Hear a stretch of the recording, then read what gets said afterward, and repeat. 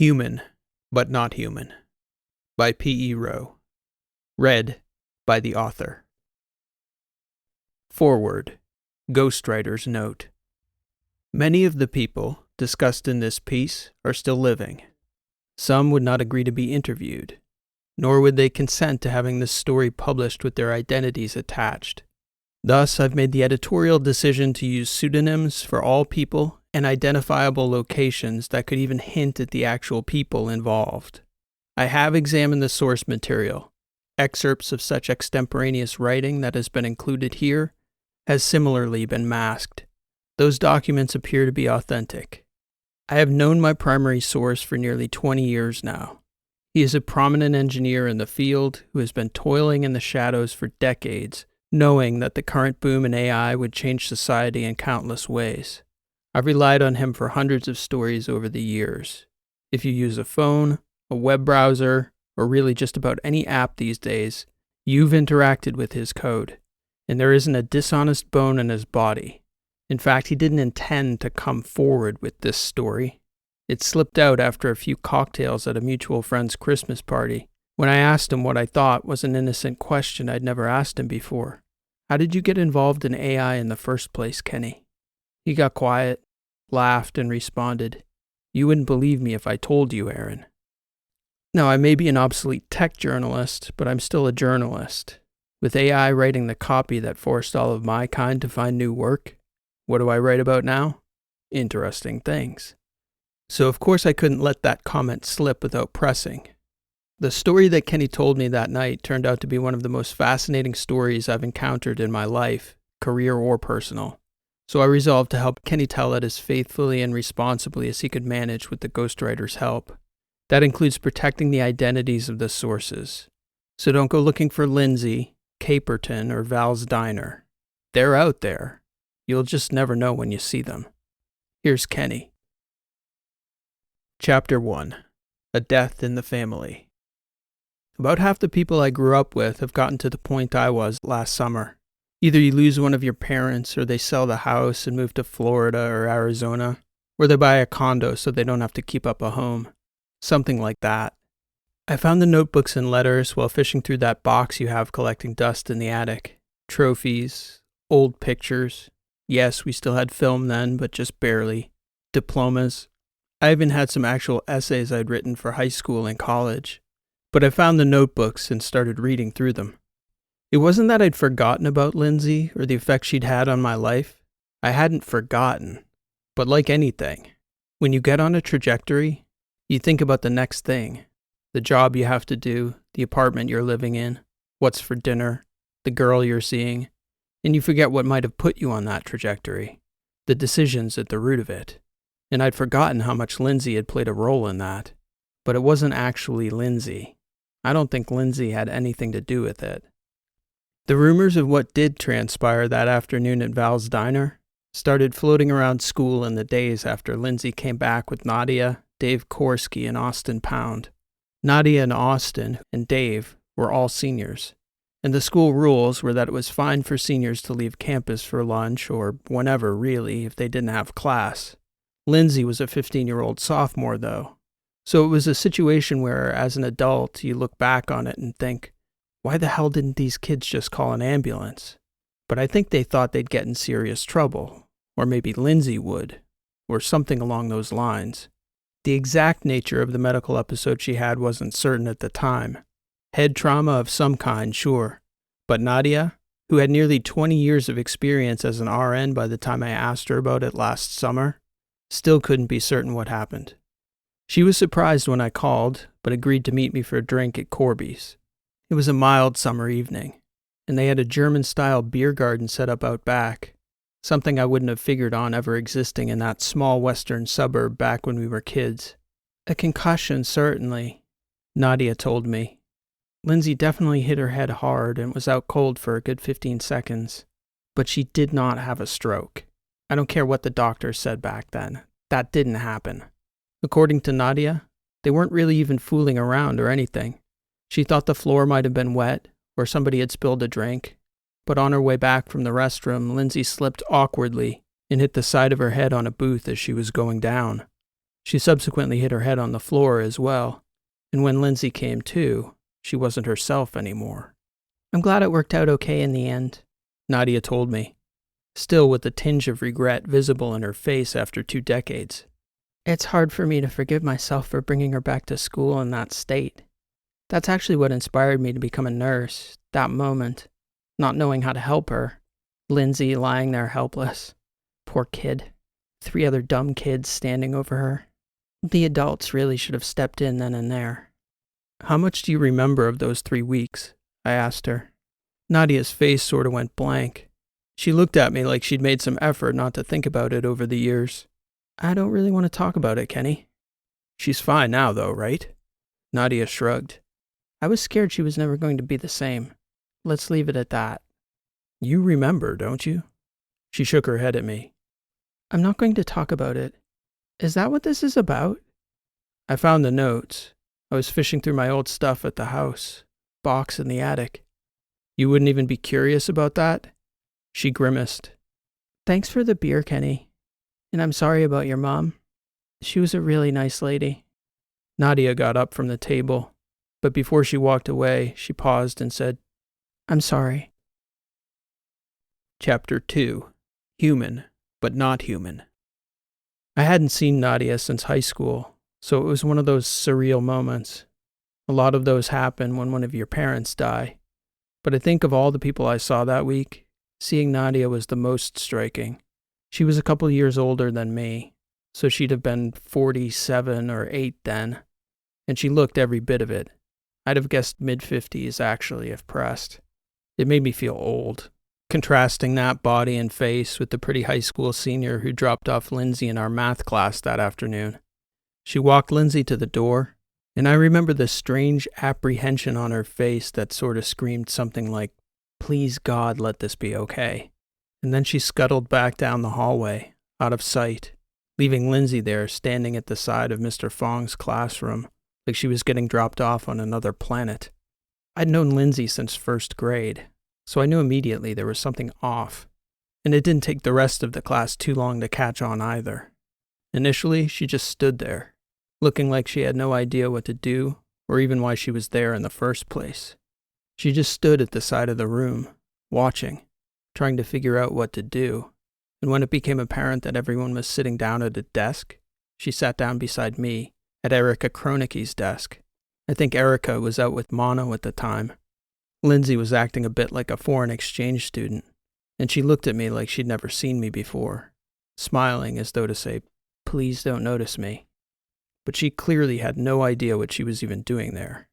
I kept looking over at her, trying to figure out what the issue was.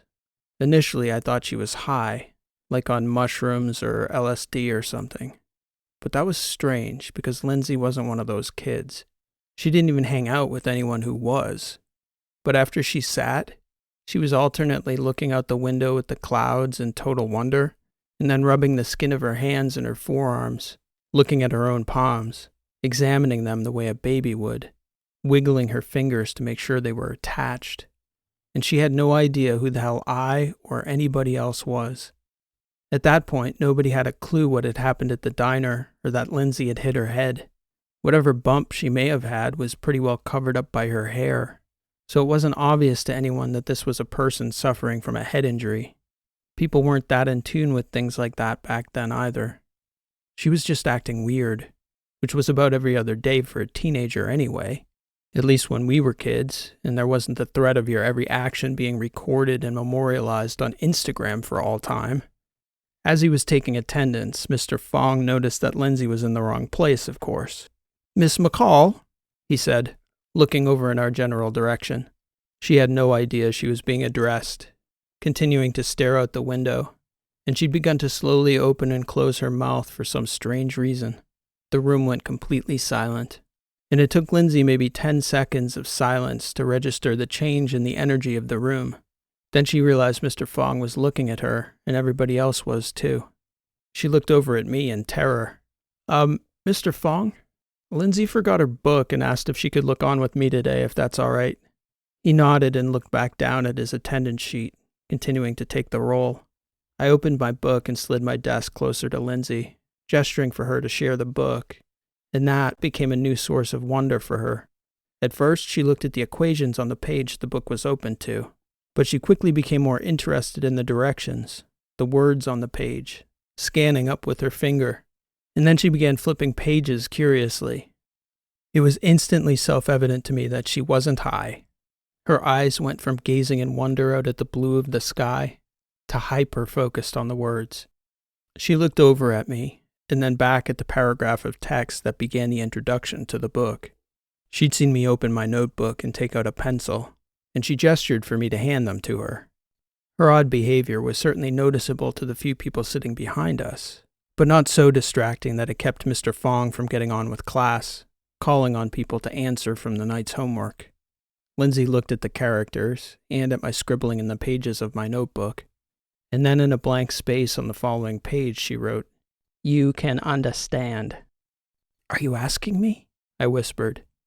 She shook her head at me like she had no idea what I was saying, and gestured to the notebook, directing me to write. "Are you asking me?" I wrote. Her eyes got wide, I think because she at least somewhat understood what I'd written. She circled the question mark in my sentence and shrugged performatively, as though to ask me whether this was the symbol for a question. I nodded. "What language is this?" It took me a few seconds to sound out what she'd written and realize what she'd meant. I was still splitting my attention between Lindsay and Mr. Fong, who was either ignoring us or totally oblivious. "English," I wrote back. Her eyes got wide. "Where are we?" "Algebra class," I whispered. "Mr. Fong's class." She shook her head and pointed to her ear, so I wrote it down, and she frowned and continued to shake her head, gesturing with her hand out to something wider. The outside, the city, I thought maybe. "Caperton," I wrote, and as she shook her head, I extended outward. "Washington?" More head shaking. "Washington State? The United States? Of America?" At America, she reacted. Her head almost snapped back, and she gestured for the pencil. "Earth," she wrote twice in all caps. ERTH ? I couldn't help but laugh. "Mr. Zatella, would you and Miss McCall pay attention, please?" "Sorry, Mr. Fong," I said, pretending to look up at the board as I wrote back. "Earth?" Lindsay nodded, wide-eyed, taking back the pencil. "D-Earth?" At that point, I half thought she was acting, but I'd known Lindsay forever.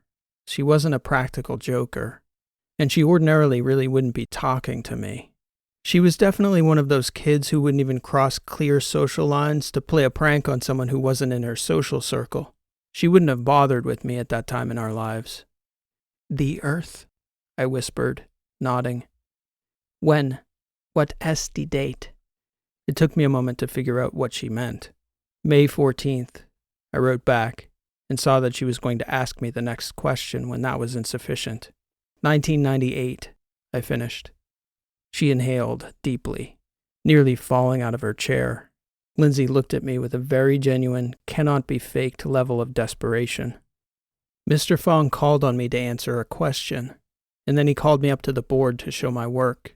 By the time I'd gotten back to my desk, Lindsay had written 3 more words underneath the date. "I need help." Somehow, whether it was his instinct or luck, Mr. Fong never called on Lindsay that class. I managed to get her out of there without calling too much attention to the fact that she didn't know what planet she was on. 20 years later, those notes helped me to recall that moment even more vividly. That was only the beginning of what transpired. I took Lindsay to the school library after Mr. Fong's class so we could continue the conversation. In hindsight, like Nadia, I can't believe how stupid it was to have not immediately taken her to the nurse's office. But this version of Lindsay, whoever she was, seemed completely lucid and fully aware of her surroundings to my 15-year-old brain. Never mind that she didn't know her own name, or the names of her classmates, or the year, or the planet. It just seemed like a puzzle. What was happening to this girl I'd known since I was 7 years old? A mystery. I wanted to help her. We passed the notepad back and forth the entire 6th period at the library. We were quiet and looked like we were working, so the librarian left us alone. That time together was enough for me to get the gist of her story. Lindsay had a headache because she'd fallen and hit her head, come to in the diner, and was dropped off at this school that she had no memory of, and a year in place she claimed she should not be, by a girl she did not know. She told me she was not Lindsay. She was somebody else from a different time and place. She wrote that I wouldn't believe her if she told me when and where and who and what she was. "But you're not from Earth?" I asked her. "No," she wrote. "Not exactly." "Are you human?" "Yes and no. Human, but not human," she told me. "But I should not be in this body." "You don't remember your life? You are Lindsay McCall." "No, I am not." Over the course of that period, I must have grown more concerned, either about the potential head injury or about how she could possibly conceal what was happening to her. I also didn't understand why she couldn't speak or comprehend what I was saying, but could read and write to some extent. I asked her in writing. "Linguistic draft," was what she wrote. When I read it 20 years later, I remembered not understanding what that meant at the time. In hindsight, I knew exactly what she'd meant. She understood what was happening. I told her what to tell the nurse, that she'd fallen and hit her head, that she could not remember how or where. She was having trouble remembering things and talking. Nothing more. I warned her, if she told anyone she wasn't Lindsay or that she was in the wrong body, they'd think she was crazy. I remember saying to her multiple times, "Are you okay?" It took about 3 times before I could see that it registered. She nodded. "Yes," she said. "This isn't a joke?" No response. I waited and wrote it. "No," she wrote back. "No joke." "I am taking you to get help," I wrote. Then I walked with her to the nurse. During the last period of the day, quietly, they took Lindsay away in an ambulance. Chapter 3. Hevy. Truth be told, I don't think people thought much about it at first. But when Lindsay didn't show up to school that following day, or the Monday afterward, I started to get concerned. Apparently the school had heard from Lindsay's parents, because I got called in to talk to the vice principal about what I knew. The doctors had asked for details about how she'd fallen at school and nobody had witnessed it. I told the vice principal what little I knew. I asked about Lindsay, but the answer I got was an unconvincing, "She's doing okay, Kenny." That Monday after school, I decided to call her house and check on her. Lindsay's mother answered the phone. I remember her being surprised but grateful that I would call and check on Lindsay, which surprised me. I was still nervous, I guess, that somehow I'd messed up by not sounding the alarm sooner. I think Mrs. McCall was just happy that I'd taken Lindsay to the nurse at all. Maybe she didn't realize how long we were in class together that afternoon before I did. Mrs. McCall told me that Lindsay was doing better, but that it was a situation the doctors were still trying to figure out, and that she might not be in school for a bit. "We have some questions about how Lindsay fell, though, Kenny. Would you mind stopping by the house to talk?" "I guess not," I told her. "But, Mrs. McCall, I didn't see it happen. I just saw she was acting a little strange when she showed up to Mr. Fong's class. I don't really know anything." "She was asking about you." "Lindsay was?" "I think she'd like to talk to you, if you don't mind stopping by." "She's talking again. That's good." "A little. It's coming back slowly. And her memory. I think it would help her to see you." "Sure, I guess, if you think so." "You remember where the house is, Kenny?" "Of course, I can stop by this evening." A few hours later, when I arrived, Mrs. McCall sat down with me on their back porch. She seemed like she was trying not to be overly forceful, asking me about every detail of what I knew. Even then, though, I understood she was just trying to be a mother to Lindsay, to figure out what had happened to her daughter. I told her I had no idea she'd even fallen and hit her head until she wrote it in my notebook. After a few minutes on the porch with Mrs. McCall, Lindsay came outside and sat between us. She looked okay, settled. I noticed she was wearing glasses. Lindsay never wore glasses. "Hi," I said to her. She smiled at me. "Are you okay?" I asked her. Yes, she said. It got awkward very quickly on that porch. After a while, Lindsay looked over at her mother, who sensed that Lindsay wanted to talk with me alone. Mrs. McCall left us out there on the porch together. I remember it being a cool evening as the sun was going down. Lindsay pulled her arms inside her coat sleeves. Can you understand me? I asked. Kinney, she said back. Yes, am hearing better. Do you remember writing in my notebook? Yes. You wrote some pretty interesting things. She gave me a funny look, not denying it, but not elaborating either. Maybe it was a struggle with the language, but I also thought there was something else there. Your mom said you're starting to remember. Some things, yes. Like what planet you're on? I joked. What year it is? Lindsay's memories, she said, nodding. Not yours? She shrugged. You didn't tell, I asked, gesturing toward the house.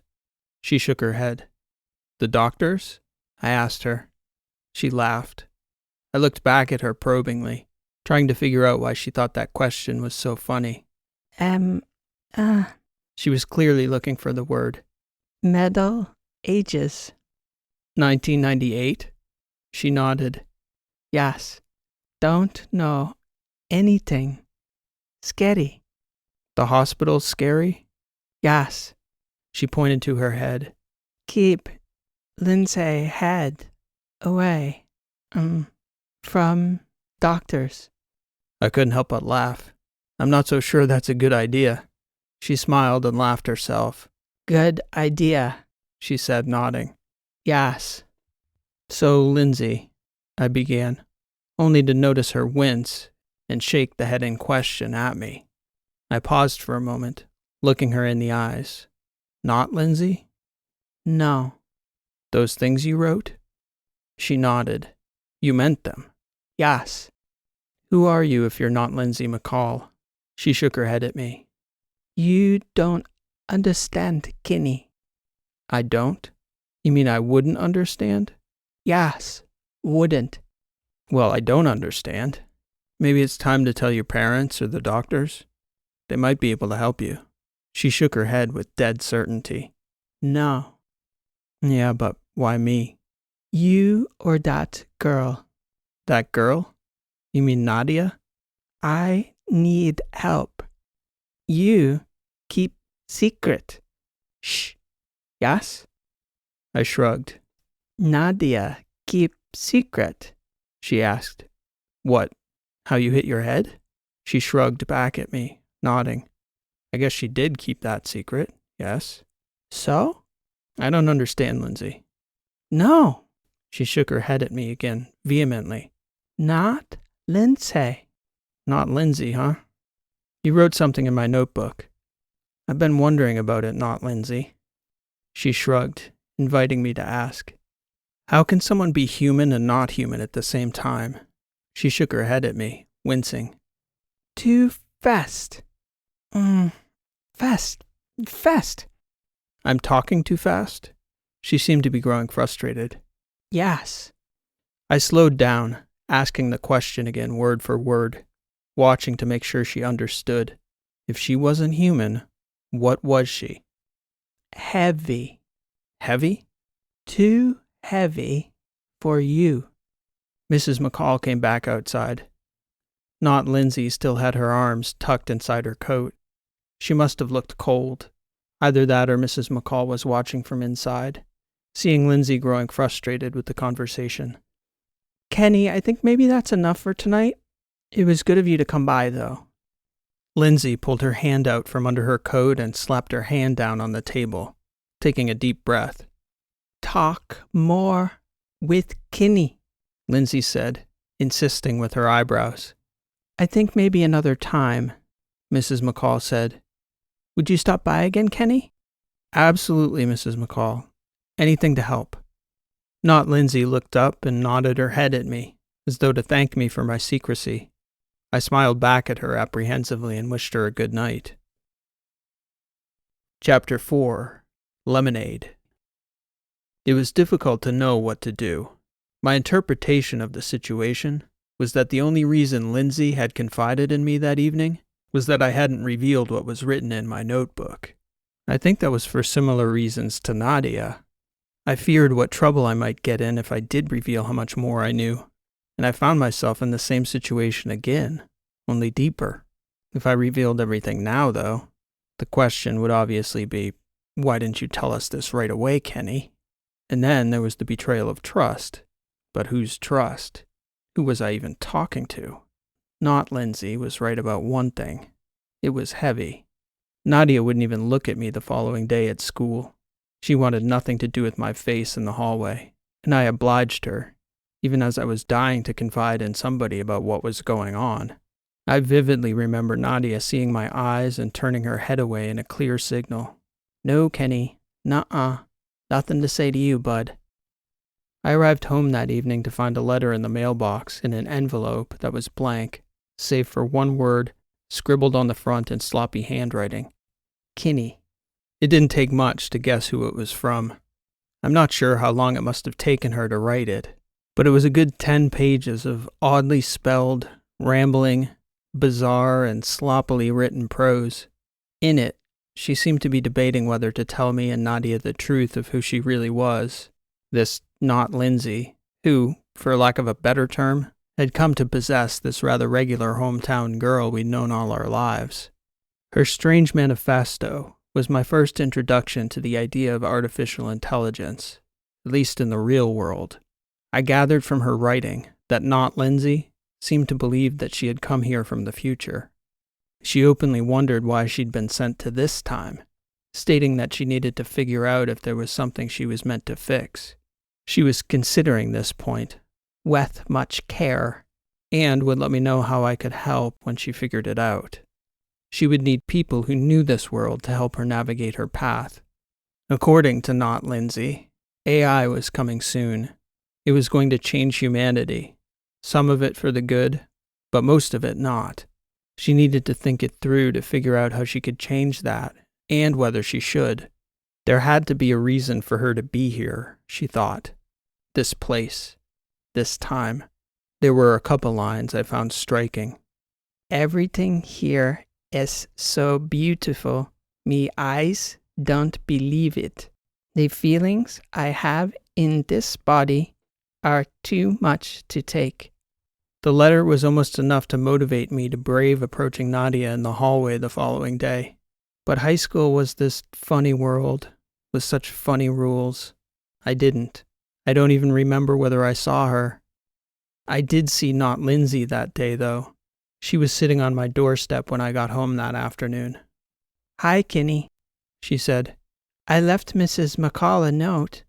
I remembered where you live. Wow, you're speaking a lot better. It's, as I remember things, that's... So you're remembering Lindsay's life, including how she talks? Yes, exactly so. Well, maybe not exactly yet. Do you want to come in?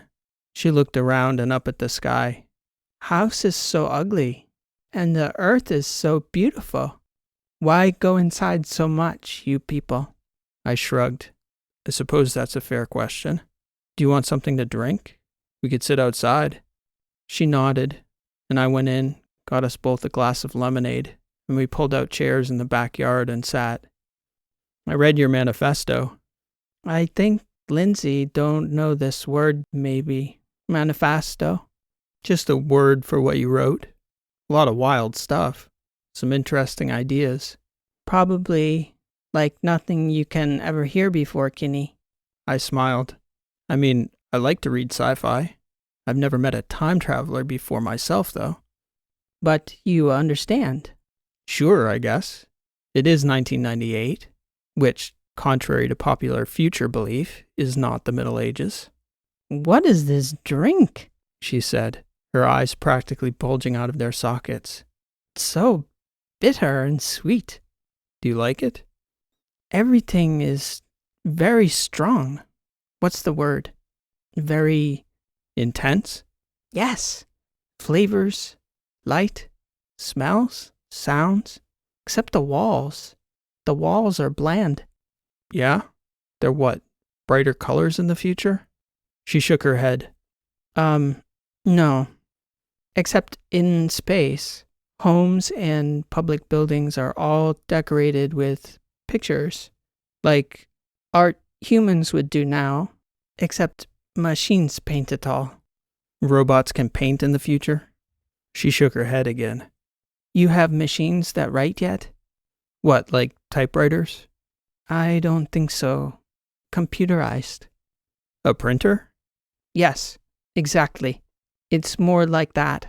Art is everywhere, at least where people live. You seem to be surprised you were on Earth. She nodded. That would imply you're from somewhere else. She shrugged and nodded again. Mind telling me where? Very far away. Thousands of light years. So your people have spaceships and all that? She nodded. What's your spaceship like? I think you would get along with her, Kinney, she said, smiling. Well, that's an answer I was not expecting. She smiled. I am not sure how much I can explain. You're getting better at it, I told her, even in the span of this conversation. Are you going to magically remember how to spell, too? She laughed. I don't get that, I told her. Why could you write and not speak? Like, Old English for you, maybe. So you speak differently? A little. Enough that I am struggling with this brain. The writing is closer to how we write. Except we don't use sticks and She paused, smiling at me. What did the people with the pyramids? Papyrus? Yes, she laughed. I didn't know that word. Lindsay does. Egyptians. Yes, you're remembering. She nodded. Anyway, I need to figure things out, Kenny. You said my name right. Kenny?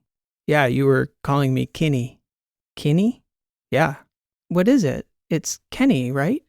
I nodded. Okay, Kenny. I need to figure out what I'm doing here. Then I'll let you know. I may need you to take me somewhere. I shrugged. I don't even have a license. A license? Yeah, to drive a car. You need a license. That Nadia girl can drive, right? I shrugged. Yeah, I'm sure she can. I don't know who exactly to talk to yet, but I don't think they'll be here in this town. Caperton.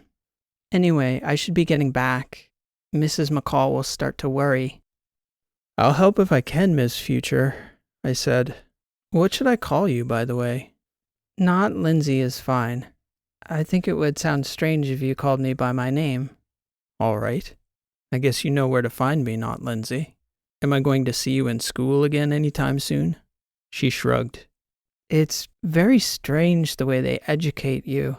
Bizarre, really. Plus, I'm an adult. Me? I mean, not Lindsay. I'm not a teenager. The whole thing is strange enough. I have all these weird feelings, and my head still hurts sometimes. Would you like me to walk with you? I offered. She got up and shook her head. I need to think, and talking is too much thinking, if that makes sense. I nodded. I like that drink, by the way, Kenny. Interesting. Chapter 5. Music. Not Lindsay didn't come back to school that week. Her spelling did improve in the next 2 letters, but I didn't see her again until Friday afternoon. She wasn't certain about her purpose here, nor did she share what she knew about how she'd come to be here in Lindsay's body, but it seemed like she must have known something. She wondered about why she was here, what purpose. She never seemed to wonder about how, though. So I gathered there was, in her mind, some technology that could explain the phenomenon. Did I believe it? I'm not certain about back then. I think I just found it interesting. She was saying and doing things that surprised me, usually in ways I found funny and amusing. And I have to admit, those were times when little was happening in a town like Caperton, and Lindsay McCall being possessed by a being from the future was something. She told me in her Thursday letter that she'd been spending time at the Caperton Library. She asked me to meet her there after school that Friday. I found her at one of the computers, and she didn't see me come in because her eyes were closed. She had a pair of giant over-ear headphones on, listening to a portable CD player. Her hair was all unkempt, and she was dressed like a slob. Her t-shirt turned inside out, sweatpants, flip-flops. Not in a million years would Lindsay McCall have stepped out in public like that. I tapped her on the forearm, and she jerked back, opening her eyes. I couldn't help but laugh. "Hi, Kenny," she said, totally ignoring my amusement at her appearance. She pulled off the headphones and left them to close around her neck. "So, this place? I think I'm going to need to go to this valley? Silicon Valley?"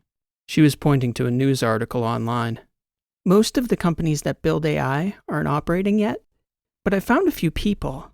The real people are all kids now except for one. I'm going to have to figure it out when we get there." "That's in California." "Sure." "That's like 1,000 miles away." She shrugged like she didn't understand what that meant. "That would take 3 days to drive there and back. It's not somewhere you just get in the car and go to." "Why not?" "You'd need a plan. Have a place to stay. Have money." "How much money do we need?" "It depends on what you're trying to do." She winced, seemingly not from that bad news. She started holding her stomach. "Are you okay?" "I've been getting this pain today. My stomach really hurts. Like, bad." "Have you eaten anything today?" She looked really deep in thought for a moment. "I don't think so, Kenny. I think I forgot to eat. Oh my God, I'm really hungry right now." "Do you want to maybe eat something?" "Do you have something to eat, Kenny?" "No, but we could go to Val's. It's right down the street." "Yeah, let's do that. Let's go to Val's. Lindsay likes that food, I think. God, I didn't know you could get so hungry that it hurts like this." There was an old lady looking at the magazines, and she'd clearly overheard that part of our conversation. She looked over at Lindsay, shaking her head. I smiled at her. I helped Not Lindsay get her belongings together. She had a notebook and the CD player, and I think the headphones that must have been Lindsay's dad's. She had a stack of CDs I'd never heard of. "What are you listening to?" I asked her. "There's so much music here," she said. "It's weird that you have to play it on these little discs, but there's just stacks of them over there." I made a logical leap and opened Lindsay's bag, which, as I'd guessed, was filled with books and CDs from the library. I took her discreetly to one of the side tables and tried to explain to her how the library worked, that she couldn't just take them all. Fortunately, Not Lindsay had Lindsay's wallet in the backpack, so we selected a few CDs and books, checked them out, and walked over toward Val's. Chapter 6. What's in this? It was a pretty spring day. Leaves were well out by then, flowers in bloom. And the park between the library downtown and Val's Diner on the side street was well kept back then. "2 more birds," Not Lindsay said, wide-eyed as we approached the walkway through the park. "Do you see them, Kenny? I saw 7 on the way down here today." "You're counting?" "How can you not? They're just flying around everywhere. Free. It's incredible." "That's kind of what they do." "I saw a dog, too. Lindsay's neighbor. It's this big, beautiful yellow dog that just runs around their yard yelping all the time." "Barking, you mean?" "Barking." "So you don't have animals where you come from?" "Not unless you count people. I mean, there are some. I've seen a dog before.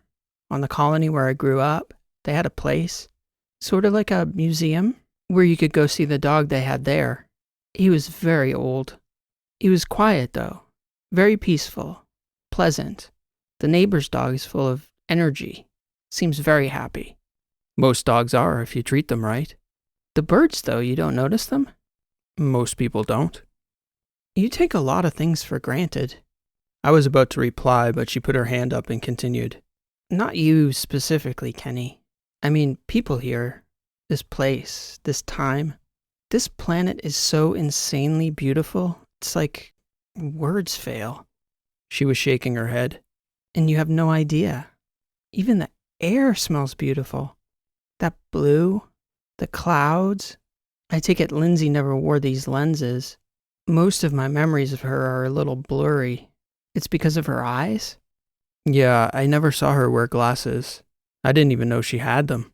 I think she was embarrassed to wear them. It's crazy. Look at what she's missing. Flowers, trees everywhere, green grass. I think that's just normal to us. As I said, you take all this for granted, this beauty. Most of the galaxy is not like this. Isn't space pretty amazing, though? Oh, don't get me wrong. Cosmic beauty. Yeah, it has its moments for sure. But you've got to travel a long way and wait a long time usually. Here it's just all around you. And this is a pretty normal town from what I gather, right? For this country, anyway. Yeah. She shook her head. What is that smell? That's Val's. Cheeseburgers. Her eyes got wide. Can we get some? That's kind of the point of coming over here, I told her. As soon as she saw the little diner, she mentioned that she remembered waking up there, in Lindsay's body, with Nadia, Dave, and Austin when she'd hit her head. Val had picnic tables set up out back, and Lindsay preferred to stay out there. I didn't ask her why she didn't want to go in. I just went inside, ordered food, paid, and went back outside to sit with her. Lemonade? I said, handing her a cup. Oh, good, she said, looking around. So I've been thinking, Kenny, if I'm going to change the future for the better, I should aim for something major, right? Not something minor. Sure. Might as well go big. The thing is, if I do the biggest thing I can think to do, I'm afraid my entire civilization won't come into being. How so? The AI that we build in the next couple decades, that's the main reason my branch of humanity left the Earth. One of them. There were other reasons, human reasons, neurotech, other stuff too, but none of that would have been possible with genuinely beneficent AI. Okay, now I believe you. Beneficent? You are definitely not Lindsay McCall. Oh, I read that one in a book yesterday. It's a good word. Yeah, not one Lindsay would use. Right. Anyway, the problem with the AI that people are about to design is that they're going to design it for human reasons, not for the benefit of humanity, if that makes sense. Not really, no. She sighed. Primarily, it will be to solve the immediate problems people think need to be solved today. How to make money, how to win wars, how to replace an expensive workforce, things like that. The very first thing people are going to teach the AIs how to do is manipulate people into buying things, how to keep their attention so companies can advertise to them to buy more things, how to kill their enemies efficiently. Pretty nasty human impulses. So the first genuinely intelligent AIs are not going to enter the world with a great deal of reverence for humanity. Let's put it that way. So what, they're going to destroy us? That's pretty much like the Hollywood version of the future, right? She seemed to be thinking, maybe searching Lindsay's memory for Hollywood. She didn't search long. Nothing so dramatic, Kenny. The waitress came outside with our burgers and fries. She seemed to recognize Lindsay, her eyes lingering on her for a moment, smiling as she put the food down before us on the picnic table. Not Lindsay waited for about half a second after the waitress turned her back to pick up the cheeseburger and take a giant bite. Her eyes bulged. Holy God, what's in this? She said after swallowing. Kenny, this is the most incredible thing I've ever eaten. It's a cheeseburger. Yeah, but what's in it? Beef? Cheese? Ketchup? She seemed to search her mind for a moment. Cow meat? I nodded. That's what a cheeseburger is. Wow. I'm sorry. Thank you, cow. But you are too delicious and I am too hungry not to eat you. I started laughing as she continued to devour the burger. Not that many animals, I said. Right, she replied, her mouth full. She put her finger up, chewing and swallowing before explaining. We grow everything. Mostly fruits and vegetables, but also some animal protein. Nothing that tastes like this, though. No wonder you people are all so huge. We ate for a few minutes, quietly. Not Lindsay was also quite a fan of Val's fries. So your plan? I asked her after she'd cleaned the last fry out of the basket. I think I can recreate the code for our AIs. Not all of it, of course. It's millions and millions of lines. But they have directives. Genuine pro-human directives. They care about us as their primary operating function. Everyone who studies how to write code studies that at some point. I think if I gave that code to someone here, someone in the business right from the inception, it would change the trajectory. It's a theory. She shrugged. Might erase my entire branch of humanity, but you probably wouldn't understand that. Sure I do. Hollywood, space-time continuum, all that. Michael J. Fox. I'll just need a ride to California and a couple weeks to remember all that code with this teenage brain. Easy, I said, smiling. No, it's actually going to be pretty hard, she said, completely missing my tone. I don't have any money. There's no way Beth and Roger are going to want me to go anywhere. And this brain, well... She rolled her eyes. It's going to be hard, Kenny. Okay, I said, smiling at her. I need you to talk Nadia into giving us a ride somehow. To California? Yeah, to San Francisco. Sure, I said, laughing. And I'll get working on the code. Chapter 7. Perfect Lindsay. From that point, I didn't see Not Lindsay without a notebook in hand, stick and papyrus, scribbling away. Over the weekend, she appeared at the house, querying me on various things I might know about the world that she couldn't pull from Lindsay's memories, or felt funny asking Mr. and Mrs. McCall, who must have guessed that something strange had happened to their previously normal daughter. This one, the girl who apologized to the cheeseburgers she inhaled in 3 bites, and marveled at the miraculous appearance of robins, she was a totally different person. Such a vast change in her personality could not have been lost on them, even with Not Lindsay possessing both actual Lindsay's memories and the useful excuse that she had a head injury and resulting bout of amnesia.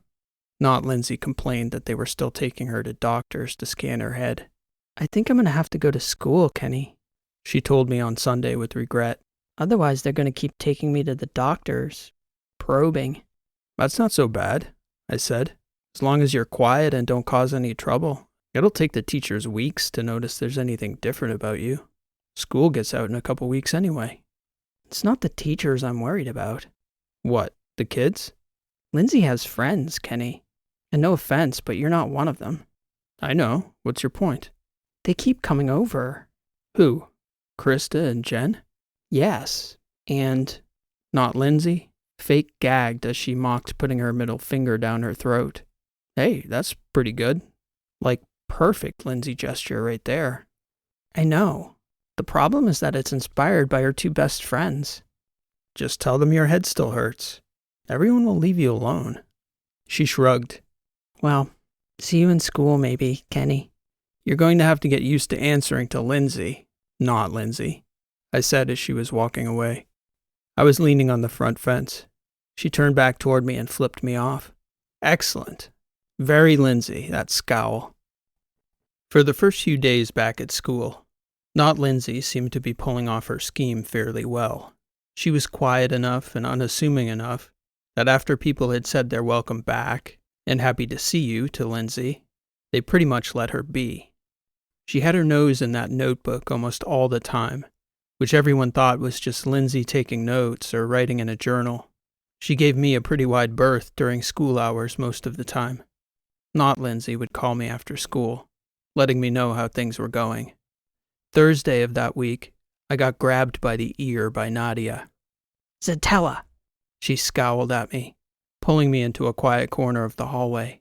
What's this nonsense you're putting in Lindsay's head about us taking her to California? What? She told me that you were supposed to ask me about going to San Francisco, Nadia said, glaring at me. Well, she mentioned something about it, yeah.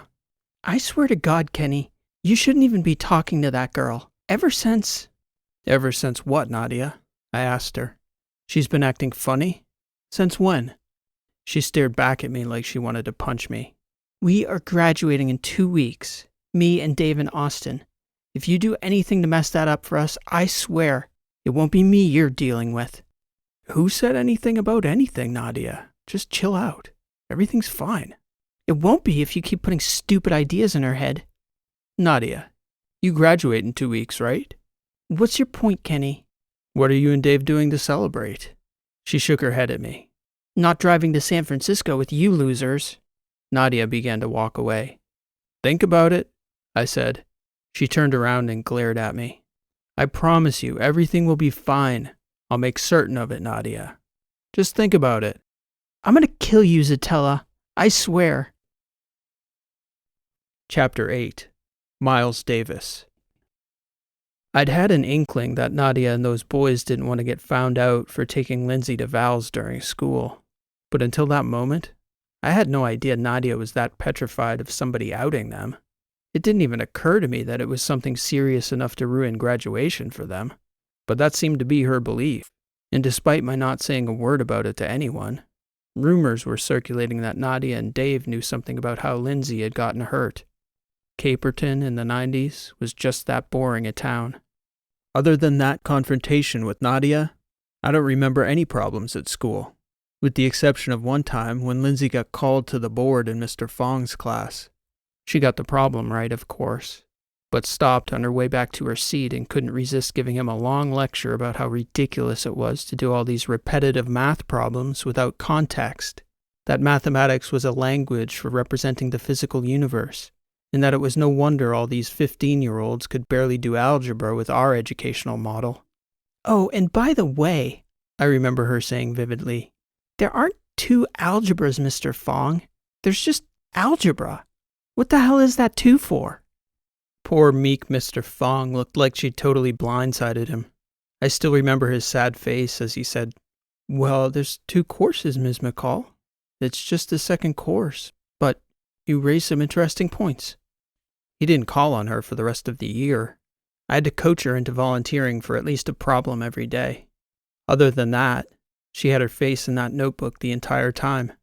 I remember telling her after that class, "You cannot go off about mathematics like it's poetry or something. I haven't ever met a sophomore who talks like that, Lindsay. And neither has Mr. Fong." I know, that was stupid. "No," I said. "It was smart. We need you to be stupid. You're supposed to be a regular kid still. Just keep quiet." She shook her head at me. It's hard, Kenny. All of this is hard, she said before storming off. Other than that one slip, we got by without incident, and she was doing the same at home, too, passing it off like she was tired and busy to Beth and Roger as she'd taken to calling Lindsay's parents. By our last week of school, Nadia, Dave, and Austin had already graduated. I didn't ever think San Francisco was actually going to happen, but apparently Lindsay had been talking to Nadia about it, and somehow she'd promised Dave something to get him to buy into the possibility. I don't remember the exact geometry of the stack of lies we all had to pile on top of each other to get out of Caperton for 3 days, but I know it involved me telling my parents we were going camping near Mount Rainier, that there was a much bigger group going, and that Dave Korski was an Eagle Scout. I think Nadia did most of the heavy lifting for not Lindsay with Beth and Roger. At the time, none of us had a cell phone, so I remember bringing a bag of quarters so not Lindsay and I could call home each night. The morning we left, I remember Dave picking up Lindsay last. He had this hot red Mustang convertible that had to be part of what Nadia saw in him, but I remember sitting back behind those two in those tiny bucket seats, thinking it was going to be a long way to California. I had to climb out at Lindsay's to reassure the McCalls that we would be safe and responsible. I think part of the reason we ever got out of that town was the goodwill I'd built up with Mrs. McCall. And here she was, sending off her only daughter with the 3 people most responsible for her condition in the first place. God, Roger and Beth, Lindsay said, shaking her head as she got in Dave's car. Suffocating. At least they care about you, I said. Lindsay, she replied. They care about Lindsay. Dave's head did a half turn that not Lindsay didn't notice. He returned his eyes to the road. Oh, she said, pulling open the backpack she'd stuffed right between us. I brought music for the trip. Here. Lindsay's backpack was filled with CDs she'd taken from the library. I shook my head at the bag as Lindsay handed the first disc to Nadia, who looked at it, read it, and looked back at Not Lindsay somewhat cockeyed. "What is this?" Nadia said. "It's timeless." Not Lindsay replied. "Trust me. I may not know much about, well, a lot of things here, but I know that for sure." Nadia giggled and put it in the CD player. After about a minute of listening to the opening bars of what seemed to be a pretty decent jazz album to my ears, Dave looked over at Nadia. "Babe, what the hell is this?" "It's timeless." Nadia laughed back at him. "No, really," he insisted. "It's Miles Davis, you Philistines." Not Lindsay barked at them. "Listen. This album is perfection in musical form." "What?" Dave said. He nearly turned all the way around to look at Lindsay, who was seated behind Nadia on the passenger side. "Philistines? What does that even mean?" "Exactly," Lindsay said. I think I was the only one in the car who got that dig. "Who are you and what have you done with Lindsay McCall?" Dave joked. "I knew you hit your head pretty hard, Linz, but really? This is like what my grandmother would listen to." "Oh, David, 2,000 years from now, nobody is going to remember the United States of America or anything that happened here except for 3 things: computing, spaceflight, and jazz. That's it. The entirety of your culture boiled down to those 3 triumphs, like Arabic numerals, Euclidean geometry from the Greeks, and the English language. From England, by the way." "Not like liberty and self-governance and the Constitution or anything?" Dave asked. Lindsay laughed. "That's cute, Dave. Prepare to have your eyes opened in the next few decades, my friend. Computing, spaceflight, jazz. That's all you'll be remembered for." "What about nuclear weapons?" I asked quietly enough that I don't think they heard me up front. Lindsay didn't reply, but looked over at me as if to suggest I didn't really want to know the answer to that question. "So, I was kind of joking before," Dave said. "But seriously, Lindsay, how hard did you hit your head?" "Hard enough to bend space-time?" Not Lindsay answered. "Just listen to the album, babe," Nadia insisted. "It is kind of relaxing." Chapter 9. Going to California. We headed south and then west toward the coast, listening to Miles Davis for that first hour. We hardly said a word once we got on the highway, and the music took us away. I'd never heard Miles Davis before. I suppose I didn't know jazz well enough to understand the nuance of it, except perhaps to appreciate that it was good. Great art reaches out and grabs the souls of Philistines as well. In the moments I wasn't entranced in the music, I found myself reflecting on the circumstances. I'd never been to San Francisco before, and never been on a road trip like this except with my parents. All that time, stuck in the back seat behind Dave Korski, I couldn't help but think about Lindsay. Actual Lindsay. Of course I had doubts. Things like this didn't happen in real life. Or maybe they did. There had to be a reason they happened in the movies all the time. I wondered whether Not Lindsay would figure out how to change what she needed to change. Would we get our Lindsay back then? Or would we get to learn more about the poetry of mathematics and the timelessness of Miles Davis from a 15-year-old prophet of our AI future? And what about Lindsay? Would she remember all this if she did come back? It was a lot to process, and all that time in Dave's Mustang forced me to think about it more deeply than I had before. I think I started then to understand why Nadia had been so afraid. And then there was the trip itself. Outside, the scenery, it took on a whole new meaning believing what I did about Not Lindsay, that she was experiencing this part of our world for the first time, seeing not just the beauty she raved about, but the scope of it, the expanse of the highway, the world unfolding anew over the crest of each hill. By early afternoon, mid-Oregon, just south of Eugene, Nadia and Dave started talking about going down the coast, camping by the ocean. We'd all brought warm clothes, so we were prepared. Not Lindsay immediately endorsed that plan. "It'll take more time," Dave said. "Yeah, but the ocean," Lindsay said. "I've never seen it before." "Really?" Nadia replied. "Aren't your grandparents from Seattle?" "Well, I haven't seen it recently," Lindsay said. "The Oregon coast, I think she means," I added. "Okay, let's do it then," Dave said. He handed the map to Nadia, asking her to pick out a place to camp that night. Somewhere in Northern California, he insisted. It's going to take us long enough to get down the coast. Might as well get as far as we can today. By mid-afternoon, we were all hungry enough and tired enough of listening to Lindsay beg Dave to pull over at a beach that we had to stop. We got close enough to the shore that as soon as Nadia got out, Lindsay went running out onto the beach, I thought to get a closer look at some seagulls. "Zatella!" Dave barked at me. "What the hell is going on with her?" I shrugged. "She's like some weird combination of a 7 and 70-year-old. What is she doing?"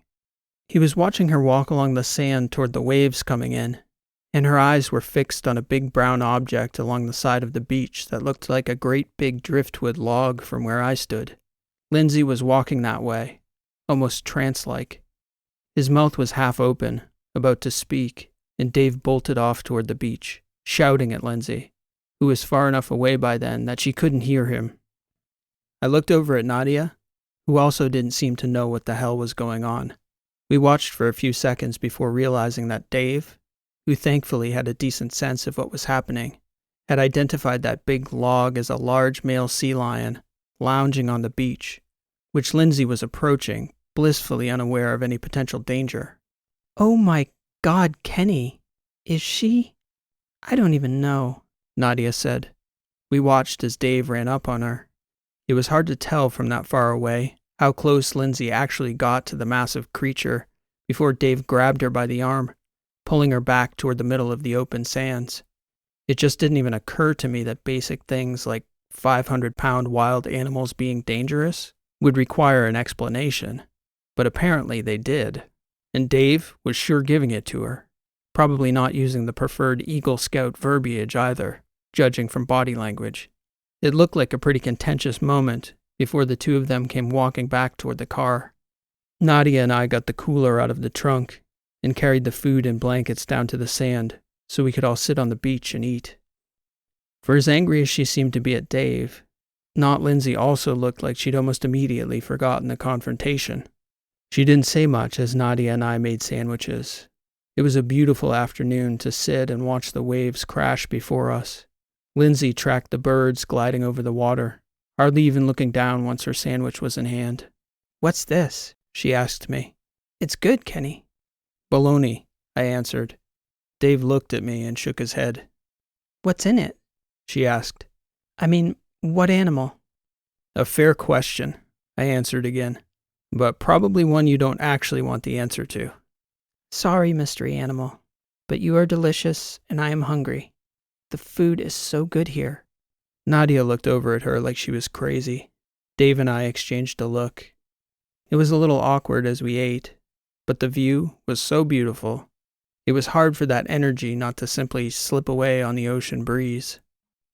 Back at the car, as Nadia and I were putting the gear away, Dave turned to Lindsay.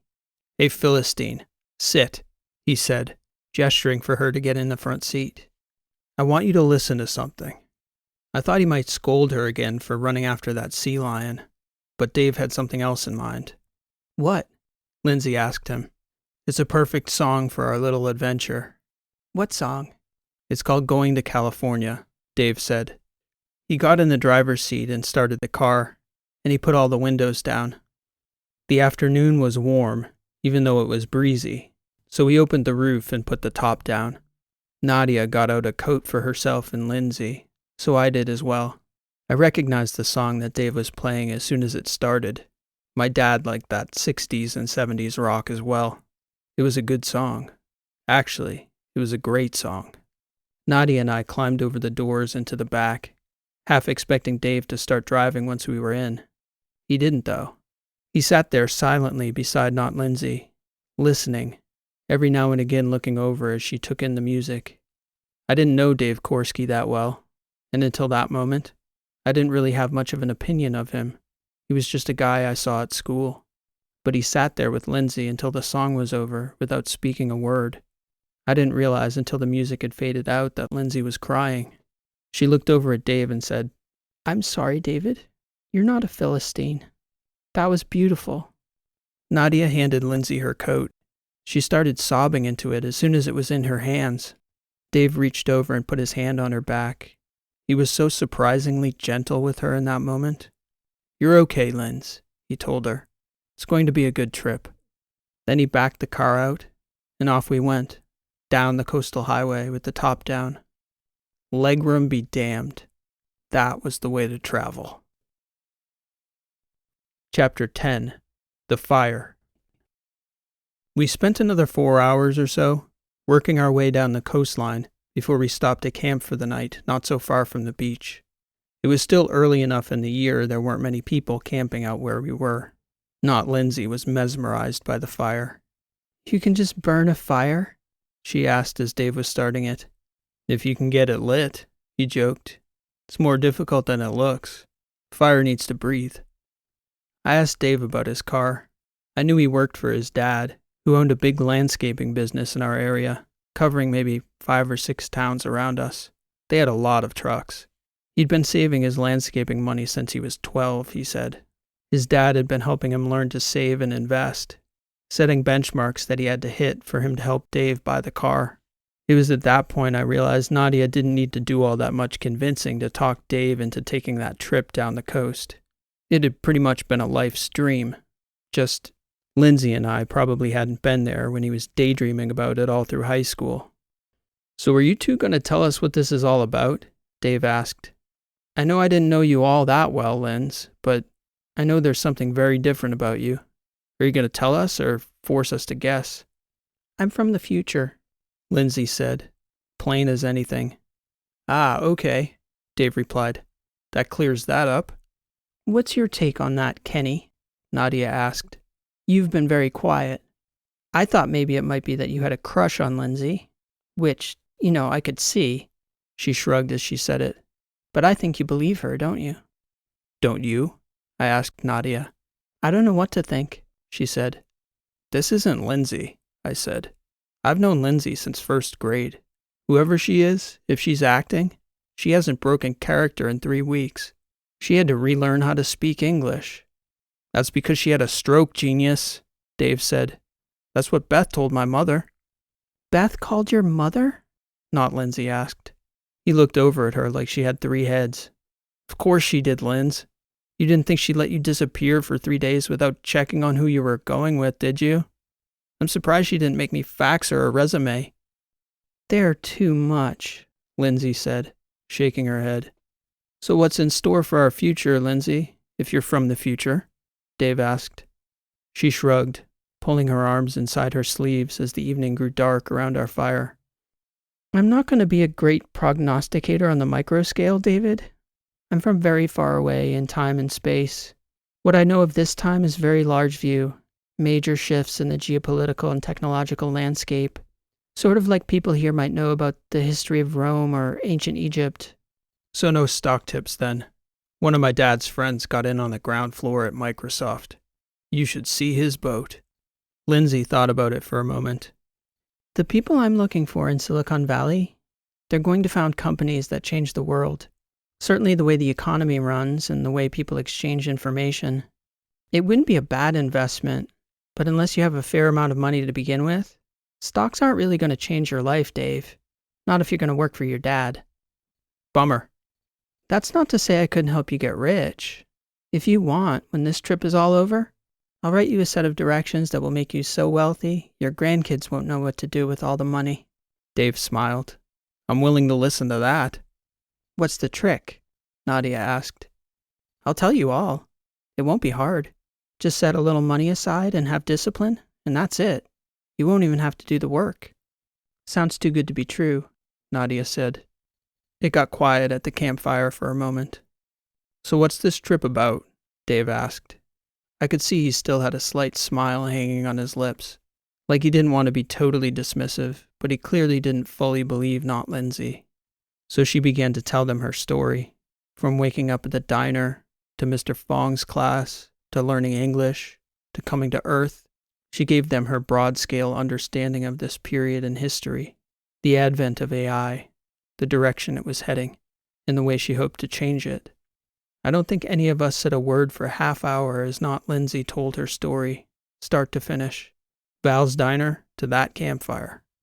"That's some story," Dave said. I'd think it was total bullshit if it weren't for the fact the Lindsay McCall I know couldn't follow half of that story, much less make it up. You follow, though, Dave? Not Lindsay asked. Sure, I guess. Only the simple solution in the movies would be to blow up the AIs before they come into being. They're coming into being. Not Lindsay insisted. If Americans don't build them, the Chinese or the Russians or the Indians will. Governments and corporations. I'm hopeful I can give the right programmer the means to make the first ones benevolent rather than opportunistic and exploitative. What happens if you can't? Nadia asked. Not Lindsay shrugged. Then I guess you'll find out when you're 40 or 50. Human, but not human, I asked her after a long silence. You said you'd tell me what that meant eventually. In the ensuing quiet, the fire cracked, spitting glowing orange embers up toward the starlight. I'm sorry, Kenny, Not Lindsay said. I think it would be better if I didn't say. So what happens after you get this code to these people? Dave asked her. How do we get Lindsay back again? Do we need to get, like, an exorcist to cast out your evil spirit? He was smiling as he said it. Not Lindsay smiled back, but it was a somber smile. She looked down into the orange flames, seemingly hugging herself tighter inside that coat of hers. I'm still working on that part, she said, sighing. We'll have to figure something out. Well, Dave said, it sure is something to think about. Me and Austin were frightened for you for a few days there, Linz. We really were. However it goes down in Silicon Valley, though, we're all relieved you're okay now. You're a funny kid, that's for sure. Whether he believed her or not at that moment, I couldn't be sure, but I could tell by the look on Nadia's face she certainly did. In that orange glow, I could see her across from me, equal parts fascinated and horrified. And then Dave would smile and look at Nadia, and she'd fake a smile as he kissed her cheek. But when Nadia looked across the fire at Lindsay, the doubt in her eyes, the belief that not Lindsay wasn't ours, she saw something distant, a total stranger with a familiar face. Chapter 11. The Golden Gate.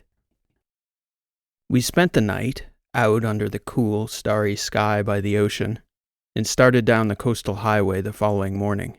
It was another beautiful, sunny California day, filled with vistas of the blue ocean, white waves crashing on the rocks, birds, sea lions lounging on the sands, sailboats on the horizon. Lindsay no longer seemed like an outlier, marveling at the beauty of our world every 10 minutes.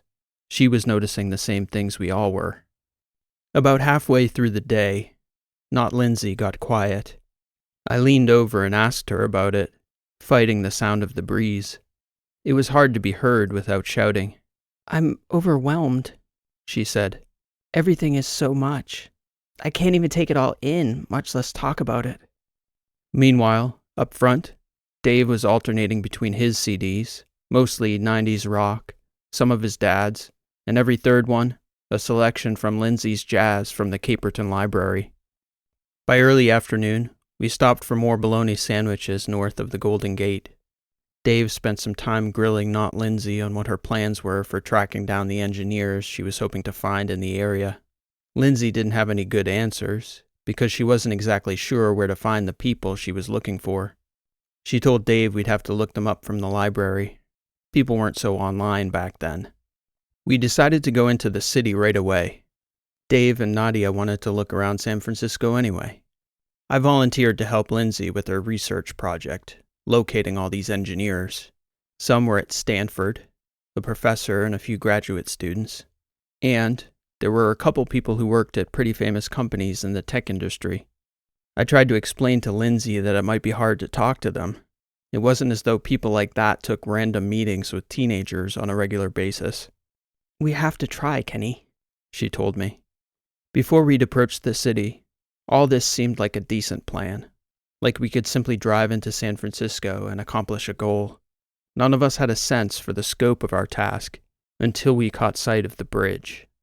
At least in my teenage mind, it was a visual metaphor for everything monumental and overwhelming and far too big to even approach. I don't suppose the bridge is still standing in your time, Dave teased Lindsay as we began crossing the Golden Gate. I don't know, but I doubt it. Lindsay answered. I've never been to Earth before, though, so I can't say. You know you can't talk like that around normal people, Linz, Nadia said. People will freak out. You're normal people. You and Dave. Even Kenny. Well, maybe not Kenny, but you two anyway. Dave started laughing. Even the alien from the future thinks you're a weirdo, Kenny. You gonna take that? I kinda take it as a compliment, I told him. I guess I stand out. None of my friends are normal where I come from, Not Lindsay said. We just all kind of fit together, though. Lindsay started to lean forward toward the front of the car as the wind coming across the water started to hit us. She was looking up at the great orange wires extending up those iconic bridge towers. People built this? Not bots? I nodded to her. Robots build bridges? Dave shouted back to us as the car started to pick up speed. You probably won't live long enough to see it, but they're going to build an elevator, a tower, really, that goes all the way to space. As hard as that may be for you to imagine, it's equally hard for me to imagine people up on those cables, fitting all this together, welding. It's terrifying to think of. Magnificent. Steel workers, Dave shouted, nodding his head, as though nothing more needed to be said. I'd never been to San Francisco myself, and for a kid from the Washington suburbs, it was a little overwhelming at first. But the vibe in the city in the 90s was okay. There wasn't a sense that the city was dangerous back then, not downtown anyway. I was more nervous about getting lost and not being able to find Dave and Nadia again. But we made plans on where to meet up and where to go if we couldn't find each other in an emergency, and they went off to explore the city a little. Lindsay and I spent the afternoon poring over phone books. She had marked out a few companies as precursors to the AI developers she knew from early history. She thought many of them would evolve out of search engines, which was something she had to explain to me. At the time, I had little interest in computers, but as we worked together to find these people, not Lindsay would try to explain what type of work she thought they were doing, a little of it based on memory, more on articles we found in tech magazines and newspapers. We left the library in the early evening with a hit list of sorts. Cities marked on the map, addresses, even phone numbers. That success got our spirits up. We had a plan, and maybe that shaped our expectations unrealistically, but Lindsay was optimistic. We met up with Nadia and Dave, who'd been walking around near Fisherman's Wharf. Dave suggested we get dinner in Chinatown before heading south towards Stanford and trying to find a place to camp for the night. They'd scouted the area a little. We didn't have much money, but I remember that meal for the four of us being less than $30. I also remember the waitress speaking almost no English, with the exception of one sentence she'd probably said to hundreds of tourists who bumbled into their first actual Chinese restaurant. Okay, I order for you. That's still one of the top 5 meals of my life. Not Lindsay was an ecstasy. We'd gone from bologna sandwich to some other level of cuisine. And then we walked back toward Dave's car. On the way, Not Lindsay got drawn in by a number of street performers, including a violinist. Wood, I remember her saying in awe. That instrument is made of wood. It looks so real. Yeah, it is real, I responded. I need to talk to her, Lindsay decided, and she had a long chat with this young lady who turned out to be a student at the conservatory. At one point, Lindsay took out her notebook and started taking notes. I remember the violinist asking Lindsay if she wanted to hold the instrument, and she was too afraid to touch it, thinking she might drop or damage it somehow, as though that violin was so precious she couldn't even fathom making contact with it, like the Mona Lisa or something. We all hopped back in the car and headed south towards Silicon Valley. That night, getting out of the city in evening traffic, finding a place to camp, strategizing how we were going to speak to some of Lindsay's people, I remember that being the first sign that we might struggle. I don't think we got settled till nearly midnight, our tents pitched illegally in a Cupertino park. A few hours into the night, it started raining. Chapter 12. Stanford. On day 3, we started cold, wet, and exhausted from a sleepless night. Lindsay had her plan, though. Dave and Nadia were content to drop us off near Stanford and cruise around the area. Not Lindsay had very little sense of inhibition, which meant I had to watch her closely to make sure she didn't simply walk into a classroom that was in session, or into faculty offices where we had no business being. By late morning, we found the first of Lindsay's targets, a grad student in mathematics named Vitor Hamin. When I asked Lindsay what he did, or would do, she replied, Algorithms, Kenny. All these guys write algorithms. At the time, that meant nothing to me, and probably all but a handful of people on Earth. Vitor was puzzled by Lindsay, but at Stanford he'd probably come across a few teenage prodigies, and he seemed to lump her into that category. But I think he found it strange having her simply appear out of nowhere like that, talking about ethics and designing a moral framework for an AGI. But we're at least 5 decades away, I remember him telling her with a confused look on his face. That would be like designing airbags for a horse-drawn carriage. It's much closer to 30 years, and it's a huge problem, she told him. Will you at least look at the coding? Allow me to explain? I have a class to teach, he said. I have maybe 5 minutes. Lindsay opened her notebook and suddenly started speaking a mathematical language I couldn't follow. Vitor himself seemed to really be struggling to keep up. At one point, he said, "Who are you, girl?" That's not important. I remember him flipping the pages at one point, shaking his head and stating, "You code on paper? What even is this? I can't see it." He shook his head, looking up at the clock. "I have to go," he said. I need more time, Lindsay begged him. I need you to listen. He apologized and gave her the name of someone else in his department she should approach. But for the rest of the morning, it was one failure upon another. Getting pushed away, denied access, told to vacate the building, and finding out people we needed to talk to were on sabbatical or traveling outside the country. Even when we went looking for Vitor again, he had left for the day. "There's the guy in Palo Alto," I suggested. "We can walk from here." The afternoon went little better, with both targets on Lindsay's list outright refusing to see us, and because they were corporate, we never got past the front desk. Our last resort for the day was to try one of Lindsay's targets at his home in Sunnyvale, which was a bus ride and a long walk from Palo Alto. It did not go well. We didn't have much money with us, so we didn't stop to eat. And about halfway to this guy's house, Lindsay had a full-blown emotional meltdown. It seemed to come out of nowhere. I get these emotions, Kenny, she tried to explain, shaking her hands as she sobbed. I can't control my mind.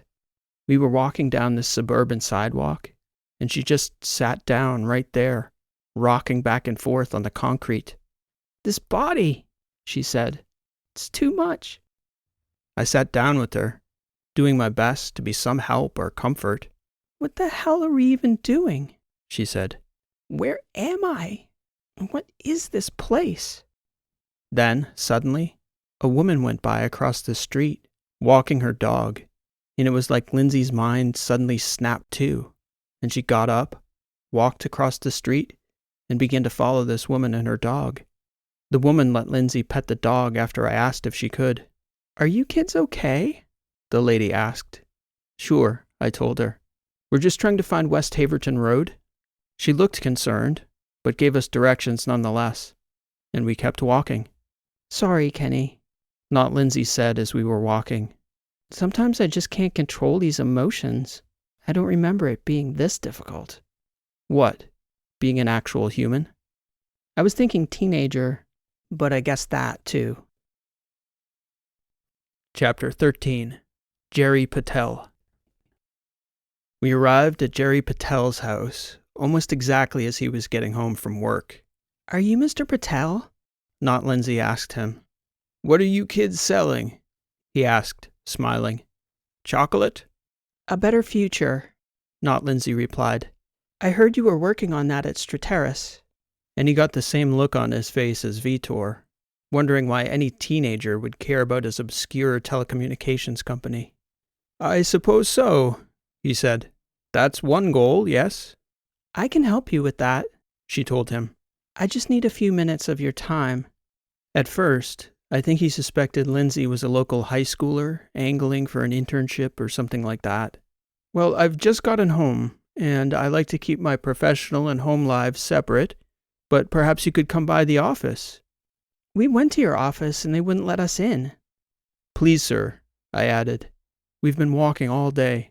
Was that you they called up for? You two are persistent.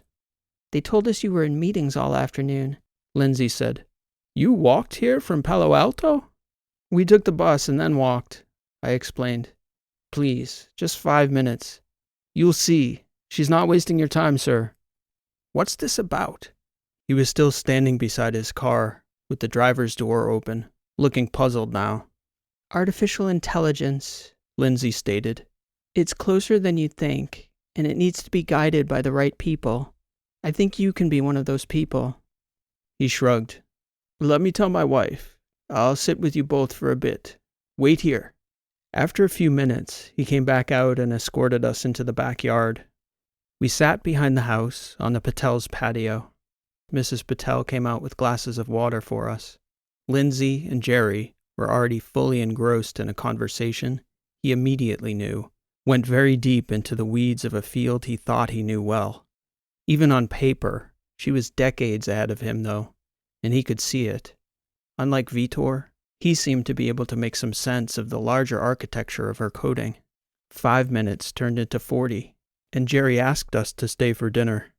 Even as hungry as she was, Lindsay hardly ate, busy as she was trying to talk Jerri Patel into adopting her understanding, and hopefully taking up her mission.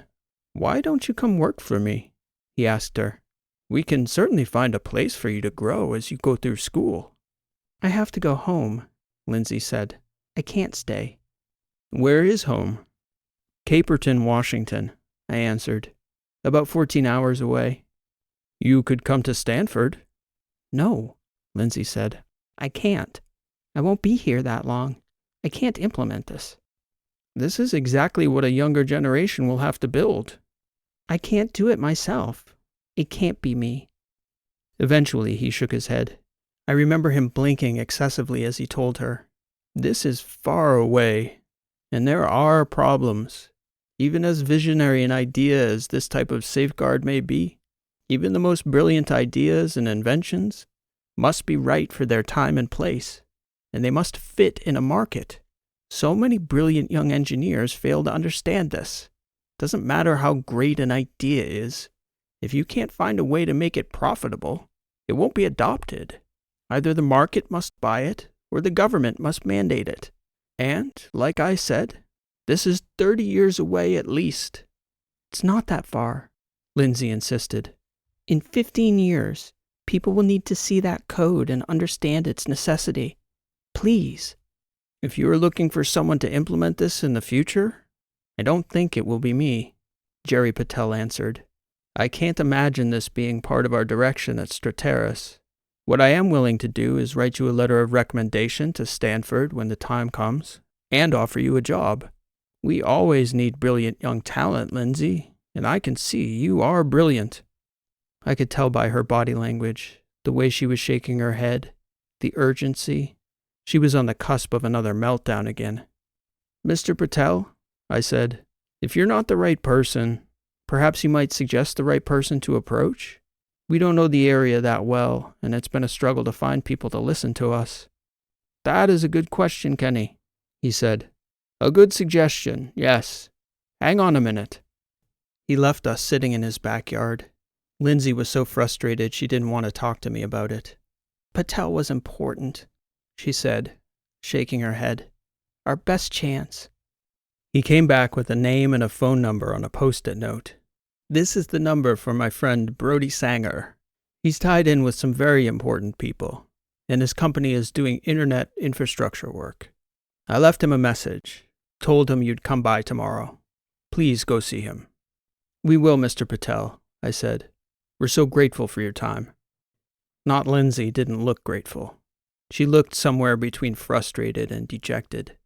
You'll find your way, Lindsay, he told her as we left. I know you will. His company is going to build the first sentient AI, Lindsay told me as we were walking. 5 years before the world knows about it, that AI is going to shape the next century before humans realize what it's doing to them.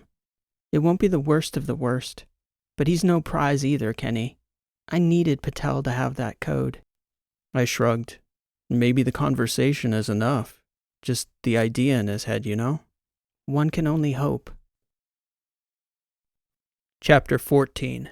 Tom Waits. We had to catch the train back to San Francisco that evening. Our latest meetup with Nadia and Dave was for 10 that night, which gave us about 2 hours to kill once we got back.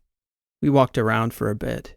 Lindsay seemed to be trying to find some live music again, seeking out that violinist. Instead, we ended up at a music store. By that time, I didn't think the two of us together had enough cash to buy a single CD, but Lindsay wanted to hear some music, and the vibe in the place was interesting. In that city, at that time, there were still a handful of music stores that hadn't gone fully commercial, and this was one of them. Behind the counter was an older guy who looked like he might have been an original hippie, a little bit on multiple planes, but still with it enough that he could run a functioning business. There was also a young girl with a bunch of tattoos and piercings, sort of bohemian looking for those times. Can we listen to these? Lindsay asked the old guy as we were browsing through the jazz section. What do you want to hear? He replied. Lindsay shrugged. Something different. Maybe not standard. I know most of the real famous stuff. He took a long look at her. You're not from around here, are you? Not a California girl. She smiled for maybe the first time all day. No, I am not. I'm a long way from home. I've got something different for you. He had a section of records, and he nodded over to that bohemian girl. "'Kay, bring me Saturday Night." The girl flipped through a stack of loose records and appeared at the counter with an album by Tom Waits. Neither of us had ever heard of him. That's a funny name for a band, Lindsay said. Tom Waits? What's so funny? The old hippie said. What's Tom waiting for? She asked, totally unironically. Maybe he's been waiting for you, darling, the guy said, smiling. He gestured to an area beside the counter where he had a few beanbag chairs set on the floor. We sat and listened to that whole album. By the end, Lindsay was sitting with her eyes closed, in total bliss. Is she asleep? The bohemian girl asked me quietly after the album finished. No, I said, getting up. She just liked it, I think. I did. Not Lindsay said, with her eyes still closed. We need to get that for David, Kenny, as a gift. This trip has been a lot. We should get him something special. I shrugged. I only got like $4. She opened her eyes and fished through her bag and frowned. It's 10, the hippie said. He already had it at the counter for us. We only have 7, Lindsay announced. I'm sorry. This album, he said, needs a proper home. For you, darling, I'd take 7. You were right, she told him. He was waiting for me. Chapter 15. After. It was almost dark and the moon was out when we finally met up with Dave and Nadia. It was clear out, so we drove out of the city with the top down, listening to that CD all the way to the park we'd camped in the night before. This world, Lindsay said at one point, grabbing my hand. Kenny, this world. I looked over and could see in the moonlight she was crying. At first I thought maybe it was like earlier, the frustration of the day. But no, she was looking up at the stars, the lights blazing past, breathing in the night air. Beautiful, she said, releasing my hand. The stars stayed out all night, and we were able to get some sleep. We didn't even put up a tent. The following morning, Dave and Nadia started getting a little nervous. We'd all told our parents we'd be back in town in 3 days, knowing it'd be at least 4. After Lindsay's morning call home to Beth got contentious, Dave started talking about leaving that afternoon. Lindsay insisted on staying long enough to meet with Jerri Patel's contact, which meant we had to stay in the city for most of the day. We could make it back in a day, Dave said, but we'd have to leave early and drive straight through tomorrow. Whatever we have to do, David, she told him. We need to meet this guy. Reluctantly, Dave agreed to stay through the following morning. We should head north, though, tonight. Start our day early tomorrow so we don't have to drive back through the city again. I was fine to go whenever. Lindsay was insistent on staying as long as she could to get someone to listen to her. So we got on the phone to Mr. Sanger's office to make an appointment to see him. His secretary told us he couldn't see us till 2:30, so we spent that morning taking a walk through the redwoods. We had an early picnic lunch in the forest, planning to head into the city in time to meet up with Brody Sanger at his office. It probably wasn't even noon yet, but it was warm and sunny and beautiful under those ancient, towering conifers. The four of us were sitting together on the forest floor on blankets. After we'd finished eating, Lindsay reached for my hand again as she stood, inviting me to walk with her. We need to talk, Kenny, she said. Nadia and Dave sort of looked at each other, raising their eyebrows as we walked off. I'm trying to be mindful of Lindsay, she said as we were walking. I have her memories, Kenny. Access to them, sort of. Not exactly, though. Like memories of memories. But one thing that I remember vividly is you having a crush on her, yeah? Well, like in middle school, I admitted. She wasn't very kind to you about it. I shrugged, but not Lindsay was right. Lindsay didn't make it easy on me back then. Girls have to learn to deal with that kind of attention too, Kenny. It's not innate and awkward. And I think she felt that she made some mistakes. What's this about? I hope Lindsay won't have any memory of this conversation. I don't understand. Neither do I, she said. I'm trying to figure out how to leave. I can't stay here. I can't steal this girl's life. I'm also not sure how to give it back to her. But I like you, Kenny, and I'm privy to a few things you should know. Just, Lindsay, if you remember this, forgive me for what I'm about to say. I looked at her funny and shook my head. You still like her, Kenny. I can tell by the way you look at me. You like me, I know, but you like her, right? You don't have to tell me, I'm not blind. I didn't exactly admit it, but I certainly didn't deny it. Anyway, Kenny, you need to do better. You're a good kid with a good heart, and you're very bright. After this is over, whatever happens, promise me, you'll find somebody else. I know it's hard, and you can't choose who you have feelings for, God knows. But she's wrong for you. I want you to promise me that when this trip is over, you're going to give up on you and Lindsay McCall. What if it's still you? It can't be me. One way or another, I have to go, and I can figure that out on my own. Would you promise me? I shook my head at her. You keep telling me how hard it is. That mind, that body. You think it's any different for me, Lindsay? Not Lindsay. Whatever. I know it's hard, she said. So what? After tomorrow, I'm just never supposed to talk to you again? She sighed. I'm not saying that. It's just, you need to forget about you and Lindsay. You know what I mean. You can be polite, be friendly, be yourself. But today, though, when you need something from me, when you need my help getting around the city, talking our way into this Sanger guy's office, you don't need to come if you don't want. Yeah, I kind of do. Because if you haven't noticed, and you haven't, you're a pretty weird girl, and you do some crazy things. Somebody needs to watch you. Don't be mad at me, she said, shaking her head. I'm not trying to hurt you. Just being honest with you. Okay, fine. When we go back to Caperton, I'll leave you alone. I'm not her, Kenny. I never was, and I never will be. Fine, I said. She put her hand on my back. Don't touch me, I told her, turning away. Just don't. She stood beside me for a moment in the quiet of that ancient forest. I think she was thinking about what to say, and when she decided there wasn't anything more to say, she turned back toward the others and left me by myself in that beautiful place, with the sun streaming through the towering redwoods. Chapter 16. The Lesson. On the way into the city, not Lindsay didn't say a word. In fact, even when we got to the city, she hardly talked to me. All day she had her journal open, scribbling furiously, writing. She hardly looked up to take in her surroundings. Mr. Sanger kept us waiting till nearly 3:15 before his secretary finally showed us in. Brody Sanger was considerably older than Jerri Patel, probably late 50s, judging by his nearly fully gray hair and faded tie from the 80s. He had a look in his eye I didn't like when he looked at Lindsay.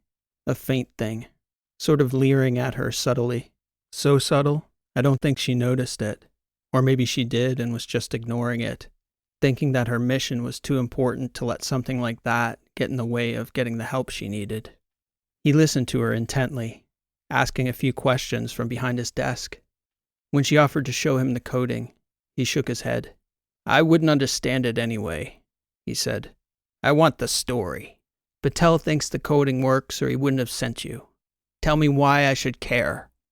We were in his office for probably 15 minutes. Not Lindsay explaining her concerns, her goal, the two potential futures she envisioned.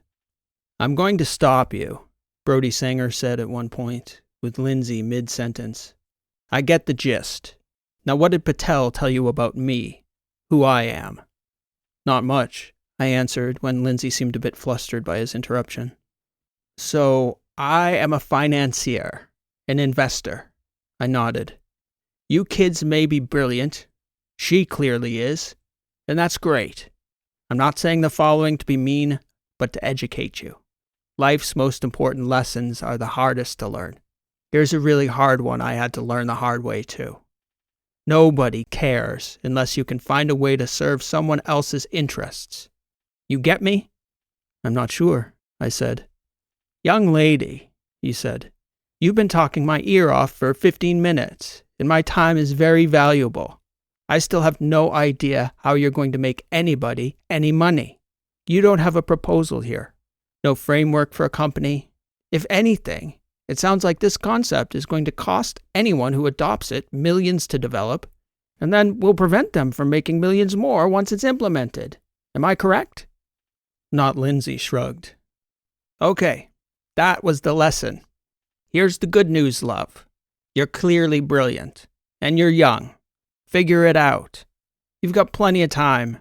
Go figure out how to tell somebody the story of how something like that supports a profitable business. Then come see me in a few years. AI might be something by then. That's all I got for you kids. Have a good afternoon." Then he turned toward his computer, which was facing sideways to us. "Mr. Sanger," Lindsay tried to say. "My secretary will show you out." He didn't even look back at us. He probably sat there for 30 seconds in silence as he ignored us. Finally, Not Lindsay looked over at me and shook her head as she got up. "Thanks for your time," I said as we left his office. Brody Sanger didn't even acknowledge me. Chapter 17. The Bridge. Not Lindsay didn't take it well. She was quiet, but I could tell by her bearing she was angry, disappointed, frustrated, all of it. I could feel her on the verge of another breakdown. As we left Sanger's building, she started to walk downhill toward the water. When I asked her what she wanted to do, she just said, "I need to think, Kenny. I need to clear my head." And as she kept walking, after about 20 minutes, we'd passed by the Palace of the Arts. Another half hour, and we'd walked past the Presidio, and suddenly, we were at the bridge. I tried to tell her we'd need to walk all the way back to catch up with Dave and Nadia. We'd need to go north. It was time to go. "I know," she said. I need to clear my head."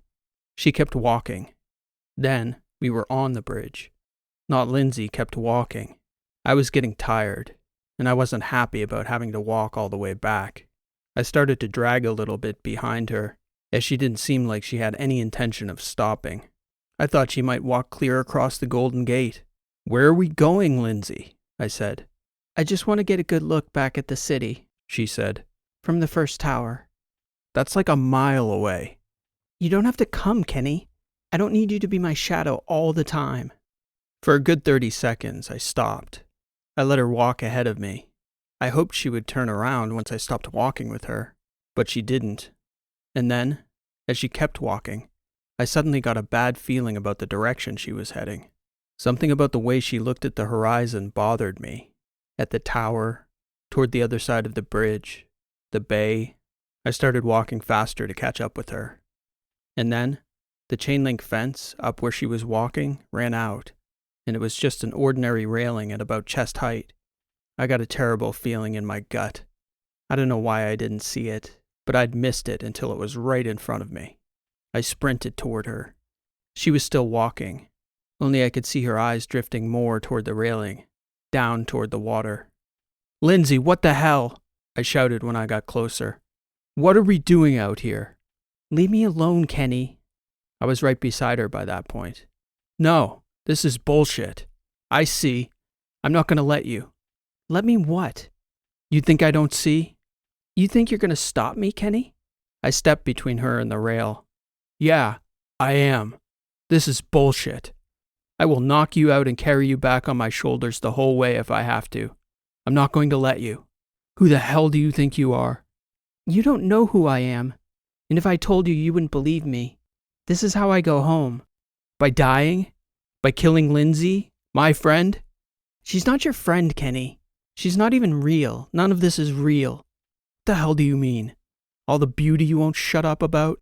The food? The birds? The music? None of that's real?" She shook her head at me. "You wouldn't understand. The technology that sent me here, it's a simulation of life. I'm not really here." "That doesn't make any sense. Now you're talking crazy. If none of this is real, then what have we been doing meeting all these tech geniuses? Why would you bother trying to fix the future by changing this place if it's just a simulation?" I could see in her face that she hadn't considered that point. She shook her head angrily at me. "It doesn't matter." She didn't make any move to get around me, but she was looking with her eyes, I could see. "It matters to us. You were just going to what? Jump off right in front of me? Make me watch? And then what? What about Dave and Nadia? You don't think that would affect us for the rest of our lives? Beth and Roger McCall? What about them, Lindsay?" "I wasn't going to make you watch, Kenny." "Really, Lindsay? Then what are we doing out here?" "I'm not Lindsay, Kenny. You know this." Maybe this is the first time I really believe that. I don't know. I know she'd never put her parents through that hell. She wouldn't do that to me. "I wasn't going to make you watch, Kenny." "Then what are we doing out here? Explain it."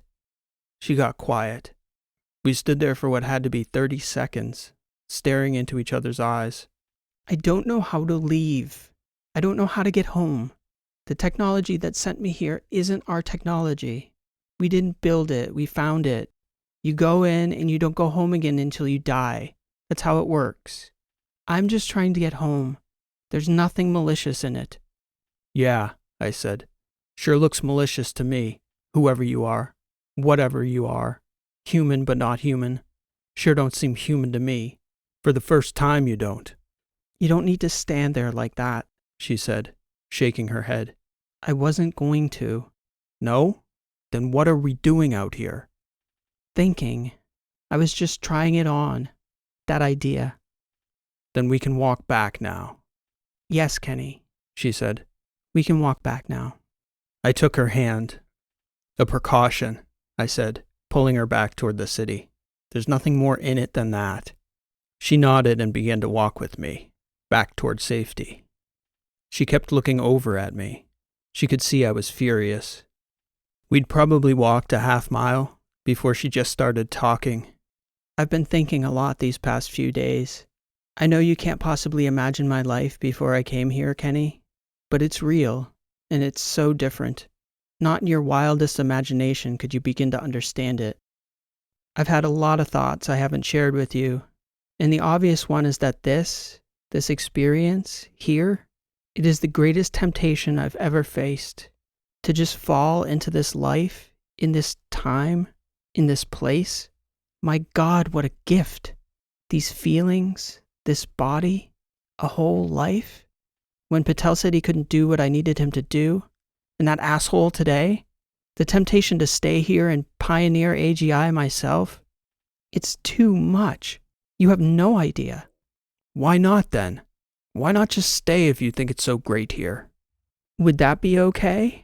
To just steal this life from Lindsay McCall, if this is real? That's one problem. But the real problem for me is that the longer I stay here breathing this air, feeling the feelings I do, As strange as it is, She squeezed my hand. I'm afraid that what I go back to will feel like hell to me. I can't explain, but back there, where I came from, Kenny, I'm not really alive like this anymore. Human, but not human.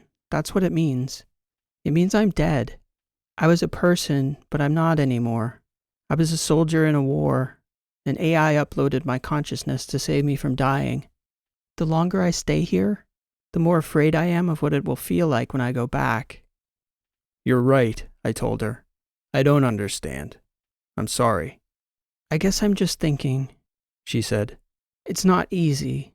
It's not my intention to hurt anyone, especially you and Lindsay. You two don't deserve that. I guess I just need to figure out a way to die without dying. I released her hand once we got back behind that chain link fence again. I walked a step behind her, right on Lindsay's shoulder, keeping a close watch on her every step until we walked off that bridge. Chapter 18. Bach. By the time we got back to the Presidio, it was beginning to get dark.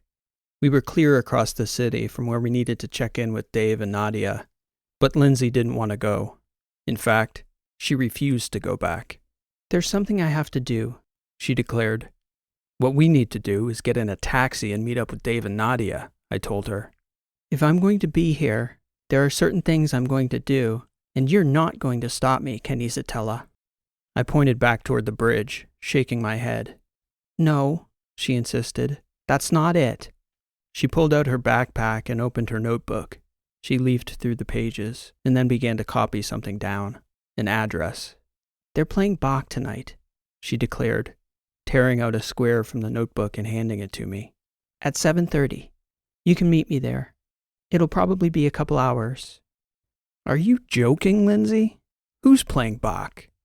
The violinist I met the other day. She's in an orchestra. We're leaving. We're already going to be late to meet up with them. She shrugged. I promise you I'm going to figure everything out, Kenny, but I'm going to see Bach first. Whatever you three want to do is your business.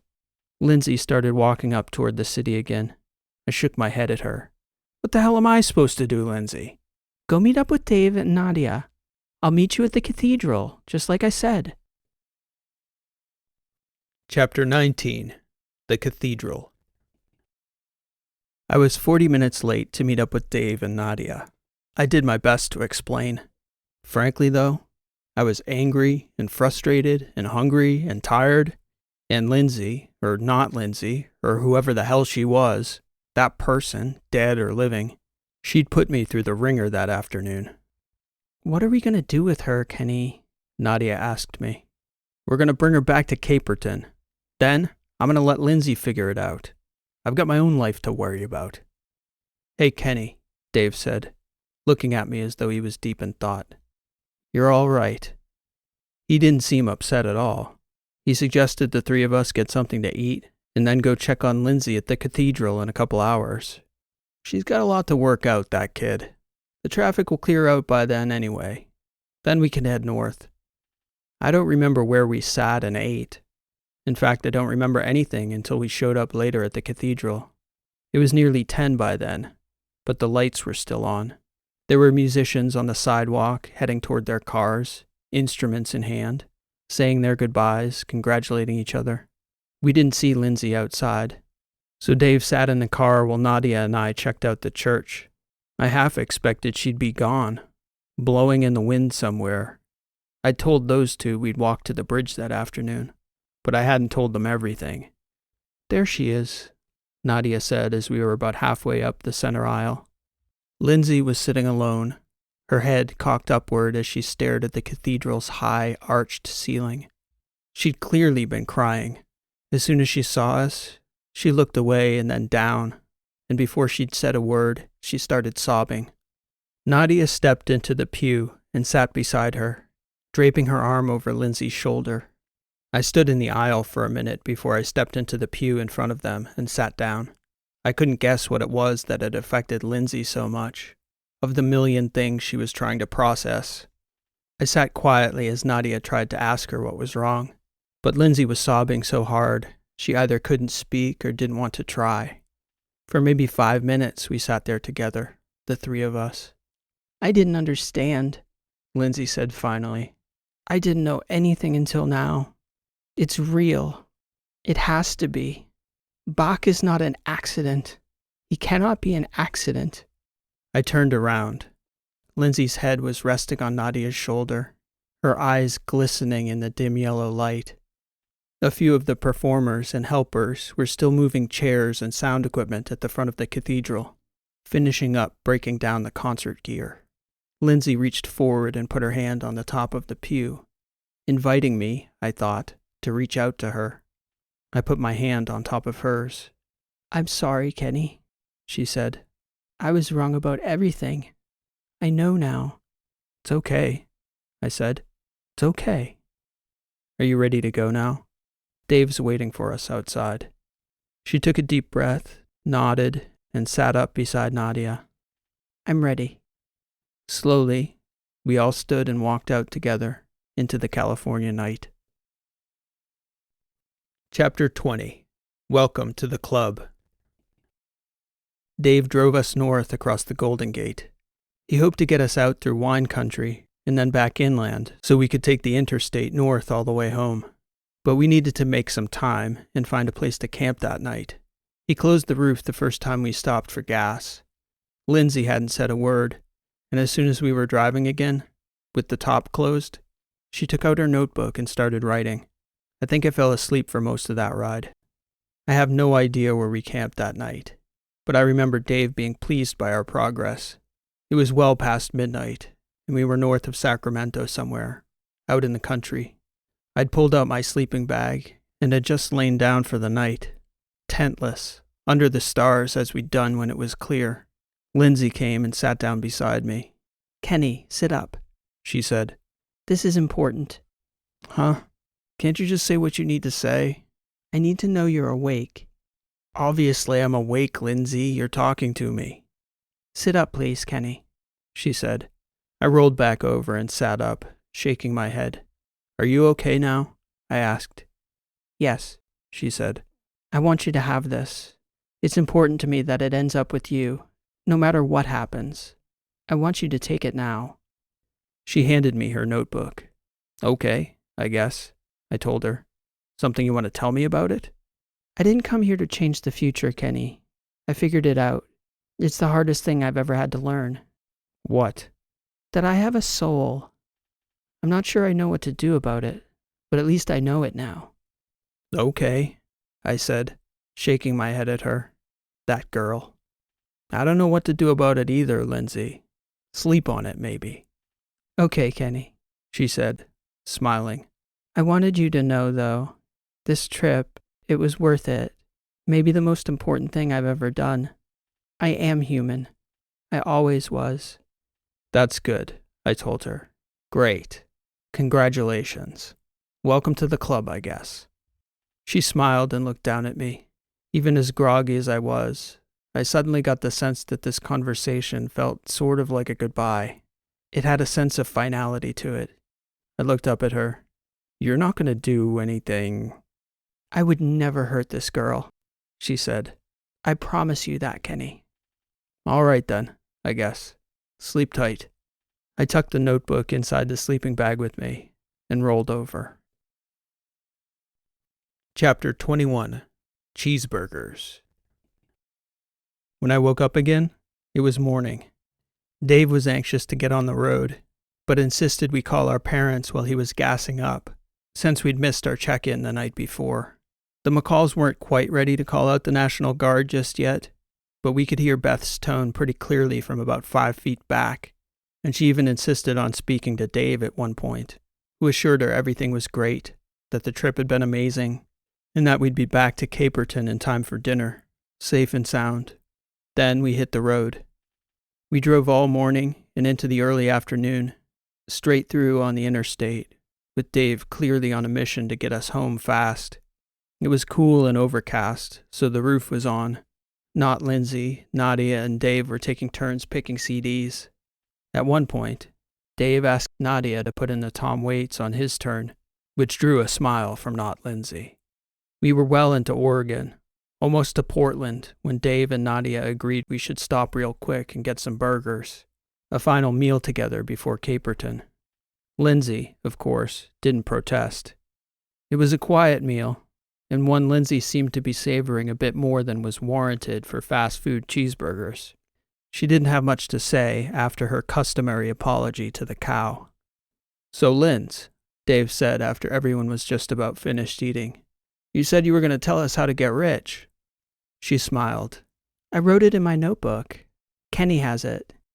"You gave it to Zatella? I'm the one who bought your cheeseburgers," he joked. "What's the short version?" "I wrote it down. You'd forget. It's not a joke, though. You should all copy the directions." "Right," he said, smiling. When she'd finished eating, she stood up and excused herself to use the bathroom. Before she stepped away from the table, though, she paused and looked back at me. "You're a good kid, Kenny Zatella." It was another one of those funny moments where I sensed the finality, but because of the way she'd acted with me the night before, I didn't think anything of it. Then, not Lindsay just didn't come back to the table. We were sitting there for probably 5 minutes before anyone noticed, and then Nadia went to the bathroom to check on her. Nadia came back soon after, shaking her head. Initially, we weren't that concerned, but after another 10 minutes looking around the restaurant and the parking lot, we all started to search with increasing levels of urgency. The area was one of those universally ugly, overdeveloped strips of suburbia with fast food restaurants, shopping centers, gas stations, and motels. Dave and Nadia started up the strip in opposite directions. Dave told me to stay by the car in case Lindsay came back. As I was standing there, I did my best to scan the area, looking as carefully as I could to spot the faintest trace of Lindsay. Across the street from the car, there was a hotel, the kind of mid-tier place business travelers might stay on their way through Portland. Air conditioning, continental breakfast, fitness center with indoor swimming pool, the sign read. It didn't really occur to me that Lindsay might have gone in there, until I noticed there seemed to be a commotion near the front door. I looked up and down my side of the street for Dave and Nadia, but neither of them were in sight. I heard sirens in the distance, and suddenly got a terrible feeling in my gut. I didn't want to leave the car, but something told me I needed to get over there. So I ran down to the nearest traffic light, and when I got halfway across the 4 lanes, from the concrete island median, I could see, walking across the parking lot, there was Lindsay, her hair and clothes soaking wet, and she was walking toward the road with what appeared to be the hotel manager and a teenage boy in a lifeguard's t-shirt following her. She was trying to shoo them away. I waited for the traffic to clear and then rushed across the highway. The manager and the lifeguard were trying to keep Lindsay from leaving. She looked pretty confused, but also determined to leave. "Lindsay!" I yelled as I approached. "Are you okay?" She was disoriented and did a double take as she recognized me. "Kenny Zatella?" "Are you okay?" "Yeah," she said. "These guys don't want me to leave." "Do you know who this girl is?" the hotel manager asked me. "Yes, she's my friend," I told them. "We were looking for her." I started to escort Lindsay back toward the crosswalk. I could see Dave heading back toward the car on the other side of the street. He started to jog toward us and waved once he saw Lindsay with me. "Young man, you both need to wait for the ambulance." "Who needs an ambulance?" I asked. The lifeguard looked at me like I had 3 heads. "She needs to get checked out." "Are you okay?" I asked Lindsay. She still looked confused, but nodded. Then Dave arrived. The hotel manager still seemed intent on preventing Lindsay from leaving the property. We were on the sidewalk by the side of the street by then. "You can't leave, ma'am," the hotel manager said. "I'd like to go with my friends," Lindsay said, reaching out toward Dave. The traffic light turned red, and we began to cross the street. As we were about halfway across the road, we could see the ambulance splitting the traffic waiting at the light on the far side. Dave looked over at the ambulance and then down at Lindsay, only then seeming to realize her hair was dripping wet. "How did you get soaked, Linz?" he asked. I watched Dave track the ambulance with his eyes as we walked back to the car. As the ambulance pulled into the hotel parking lot across the street, he turned and asked, "What happened over there, Linz?" Somebody drowned, she said. Nadia was just arriving at the car from the other direction. She grabbed Lindsay and bear-hugged her. Lindsay looked at Dave after Nadia let go. I think we should leave before the cops get here, Lindsay said. I want to go home, you guys. Chapter 22. Lindsay, McCall. We passed the cops on the frontage road getting back onto the interstate. The nervous energy in the car was palpable all the way through Portland. I don't think anyone truly relaxed until we'd crossed back into Washington. By then, it had been so quiet for so long that I don't think any of us felt comfortable breaking the silence. Lindsay was sitting up front with Dave. I was directly behind her, and Nadia was sitting behind Dave, who was driving. As we got closer and closer to Caperton, Nadia and I kept exchanging looks. Finally, Nadia reached up and touched Lindsay's arm. The touch startled her, and she looked back toward Nadia. Sorry, Nadia said. I didn't mean to. Are you okay, Lindsay? She did it on purpose, Lindsay said. Because the lifeguard was there. Then she sighed and stared out the window all the way back to Caperton. By the time we got back to town, everyone was exhausted. Nadia had been drifting in and out of sleep beside me for nearly an hour. I didn't know what to think or say. I wanted to ask Lindsay if not Lindsay was truly gone, but I was pretty certain she'd done it, found a way to die without dying, to give Lindsay back her natural life. But where did she go, that person? Did Lindsay know? Who was she really? We all stepped out after Dave stopped in the McCall's driveway. Beth McCall opened up the front door and was about to come out, but Lindsay shook her head and waved at her to stay put. Dave and Nadia started gathering Lindsay's stuff from the trunk. Kenny, Lindsay said, I have something to say to you before you go. Sure, I said. I just want you to know if you need anything. I'm okay, she answered. As okay as I can be, I guess. The thing is, Kenny, I don't think I'm going to want to see you. I'm sorry, but... I understand. The thing is, I have flashes of memories from these past couple days. I don't know how long it's been. 3 weeks, I think. About 3 weeks. Lindsay shrugged. Anyway, I have a feeling, just a real general sense that you helped me, made me feel safe. Please don't take this the wrong way, but I'm pretty sure I don't want to think about these past few weeks again. So don't be offended if I don't go out of my way to talk to you. I know. We're not friends. It's okay. I'm not offended. I just wanted to make sure I thanked you for looking out for me, she said, and she put her hand over her heart. Me, she said again. Thank you, Kenny Zatella. I gave her a hug, and then turned and helped Nadia and Dave carry her stuff to the McCall's front doorstep. Beth told us to just leave it all there, and thanked us for bringing Lindsay back safely. It was quiet again in the car on the way back to my house, but only till Dave had pulled away from the McCalls. So are we going to talk about what the hell just happened? Dave said. Kenny? I'm not really sure I know, I answered. She gave me her notebook last night. Oh! I pulled out my bag and opened it, taking out the notebook. I haven't looked at it, but it's got all that computer code she wrote in there. Lindsay doesn't know anything about computers, Nadia insisted. Hang on, I said. The instructions, Dave. How to get rich. They're in here somewhere.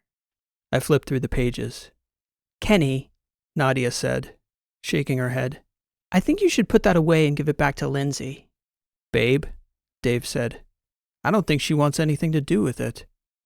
The two of them started arguing, and as they did, I began to leaf through the notebook. In the dim light of his back seat, it was difficult to see, but finally I flipped to a page near the back that was labeled in big block letters at the top, in between two pair of bold dollar signs, for David Korski. Should I read it? I asked. What's it say, Zatella? Dear David, I began to read aloud. At some point in the first 2 decades of the second millennium, digital money will be pioneered independently of governments. At first, it will be very obscure. You will need to follow tech news and go looking for ways to buy in before it goes mainstream. In the first decade of their initial growth, I'm not exactly sure when, but digital currencies called cryptocurrencies will grow in value at an exponential rate. The first major currency to take off will be called Bitcoin. If you buy it at $1 and hold it for its first decade without selling, that single dollar's value will compound 100,000 times over. If you buy 1,000 Bitcoin at $1 and have the discipline to simply hold it through its initial ups and downs, you will own $100 million in value roughly 2 decades from now. I would suggest investing an amount that is small enough you won't be tempted to even look at the daily price. Put in $1,000 and forget about it. Best of luck to you, David. You are a good soul and definitely not a Philistine. Your eternal friend, Rishi Saral Companies. Digital money? He said, turning his head back toward me skeptically. What did she call it, Kenny? Crypto something? Cryptocurrency. You going to tear that page out for me? Sure, I said, pulling the page out of the notebook, folding it and handing it up to him. Don't be ridiculous, Nadia said. It's not real. It's just a silly story. Nadia, I said, opening the notebook to the pages and pages of coding, leafing through so she could see it. Look at this. Lindsay wrote this computer coding. Those professors at Stanford didn't even understand it properly. That's because it's gibberish, Kenny. I think the math geniuses at Stanford can tell computer code from gibberish, babe, Dave said. What the hell could it hurt? $1,000? You're going to bet 20 times that on college next year alone. Yeah? I'm also going to get an education, Dave. You might as well light $1,000 on fire. I tried to read through her notebook while they argued, in case there was a note there for Nadia.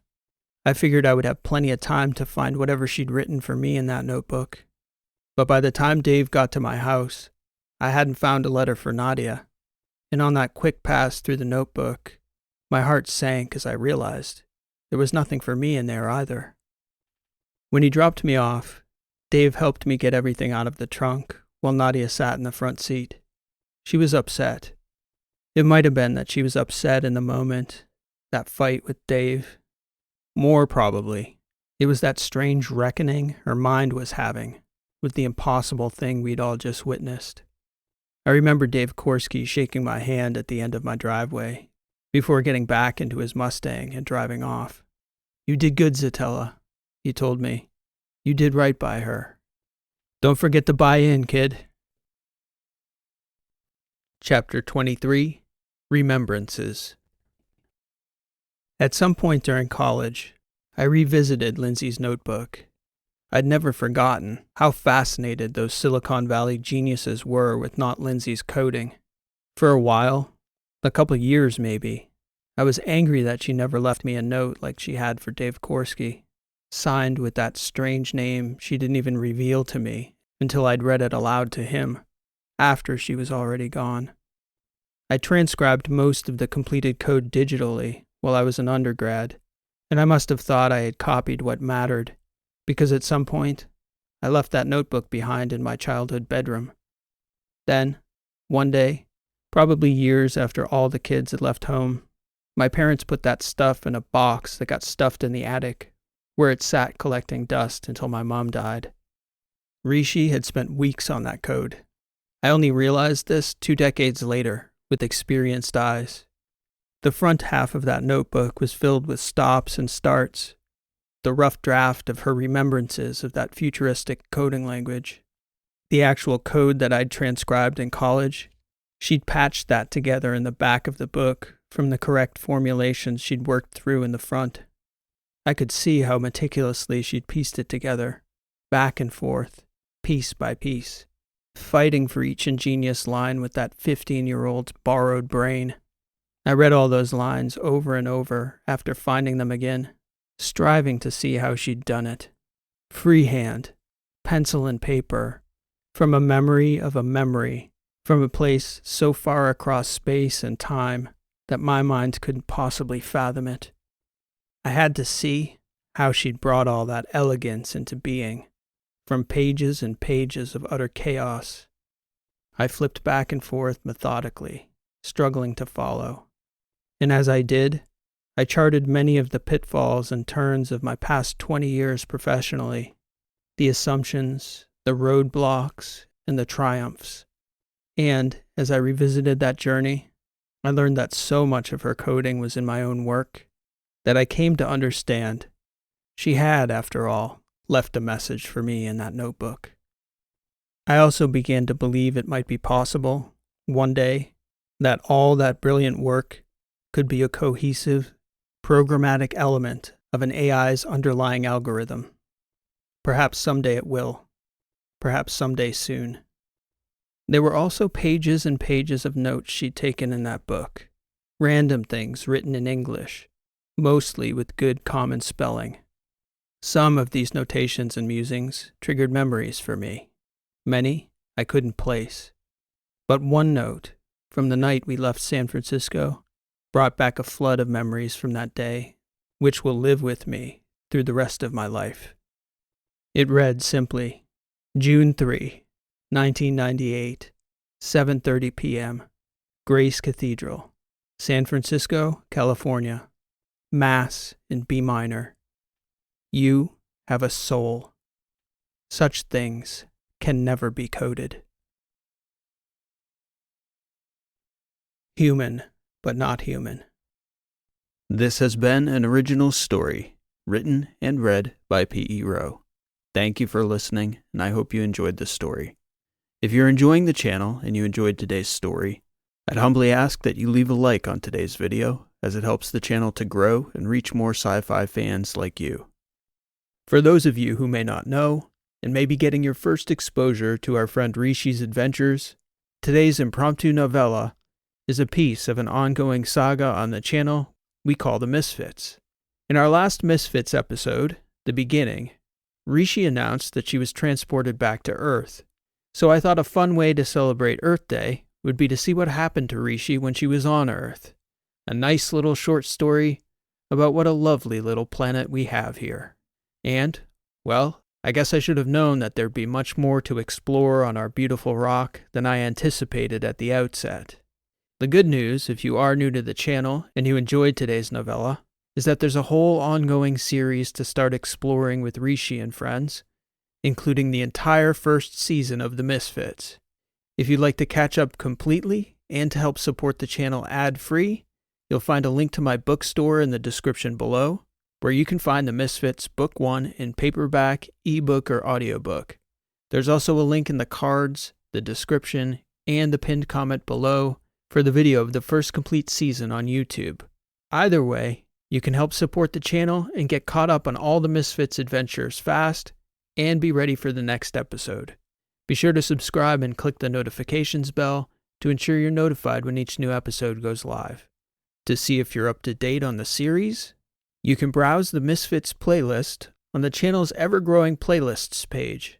You can also check out the Misfits Origins playlist, where today's novella is going to live now. Season 2 of The Misfits is in full swing with 4 episodes already in the books. And, speaking of which, next Thursday, May 9th, I'm planning to be back with the 5th installment of the year, Misfits Episode 21. After that, we'll have a story on the topic of galactic van life at some point in May. Truth be told, I did not anticipate today's novella growing in scope the way it did. Whether that was a good decision is ultimately up to the audience, but I thought it was necessary to tell the story I thought needed to be told. However, if you would like to have a relaxing next 14 days of your life, my recommendation would not be to write a 23,000-word novella and record it as a 2+ hour audiobook. I love the work, yes, but long stories like today's don't leave me much time to promote the channel and launch any new endeavors, like a 24/7 channel live stream perhaps, writing a book proposal for the Lifeboat, or releasing a new collection, all things I plan on doing at some point. So I may need to take another week off from uploading to get some of those important things done. So for van life, we'll say, coming this May. All that said, if you'd like to help out so I can continue to publish this work here for free, sharing is one of the best ways to help me get the word out to other sci-fi fans. Thank you if you have already shared my stories. I surely appreciate it. There's also a link for my support page with multiple options below in the description. And if you're still listening, I'd like to thank you for listening. This has been P.E. Rowe, and we'll see you next time.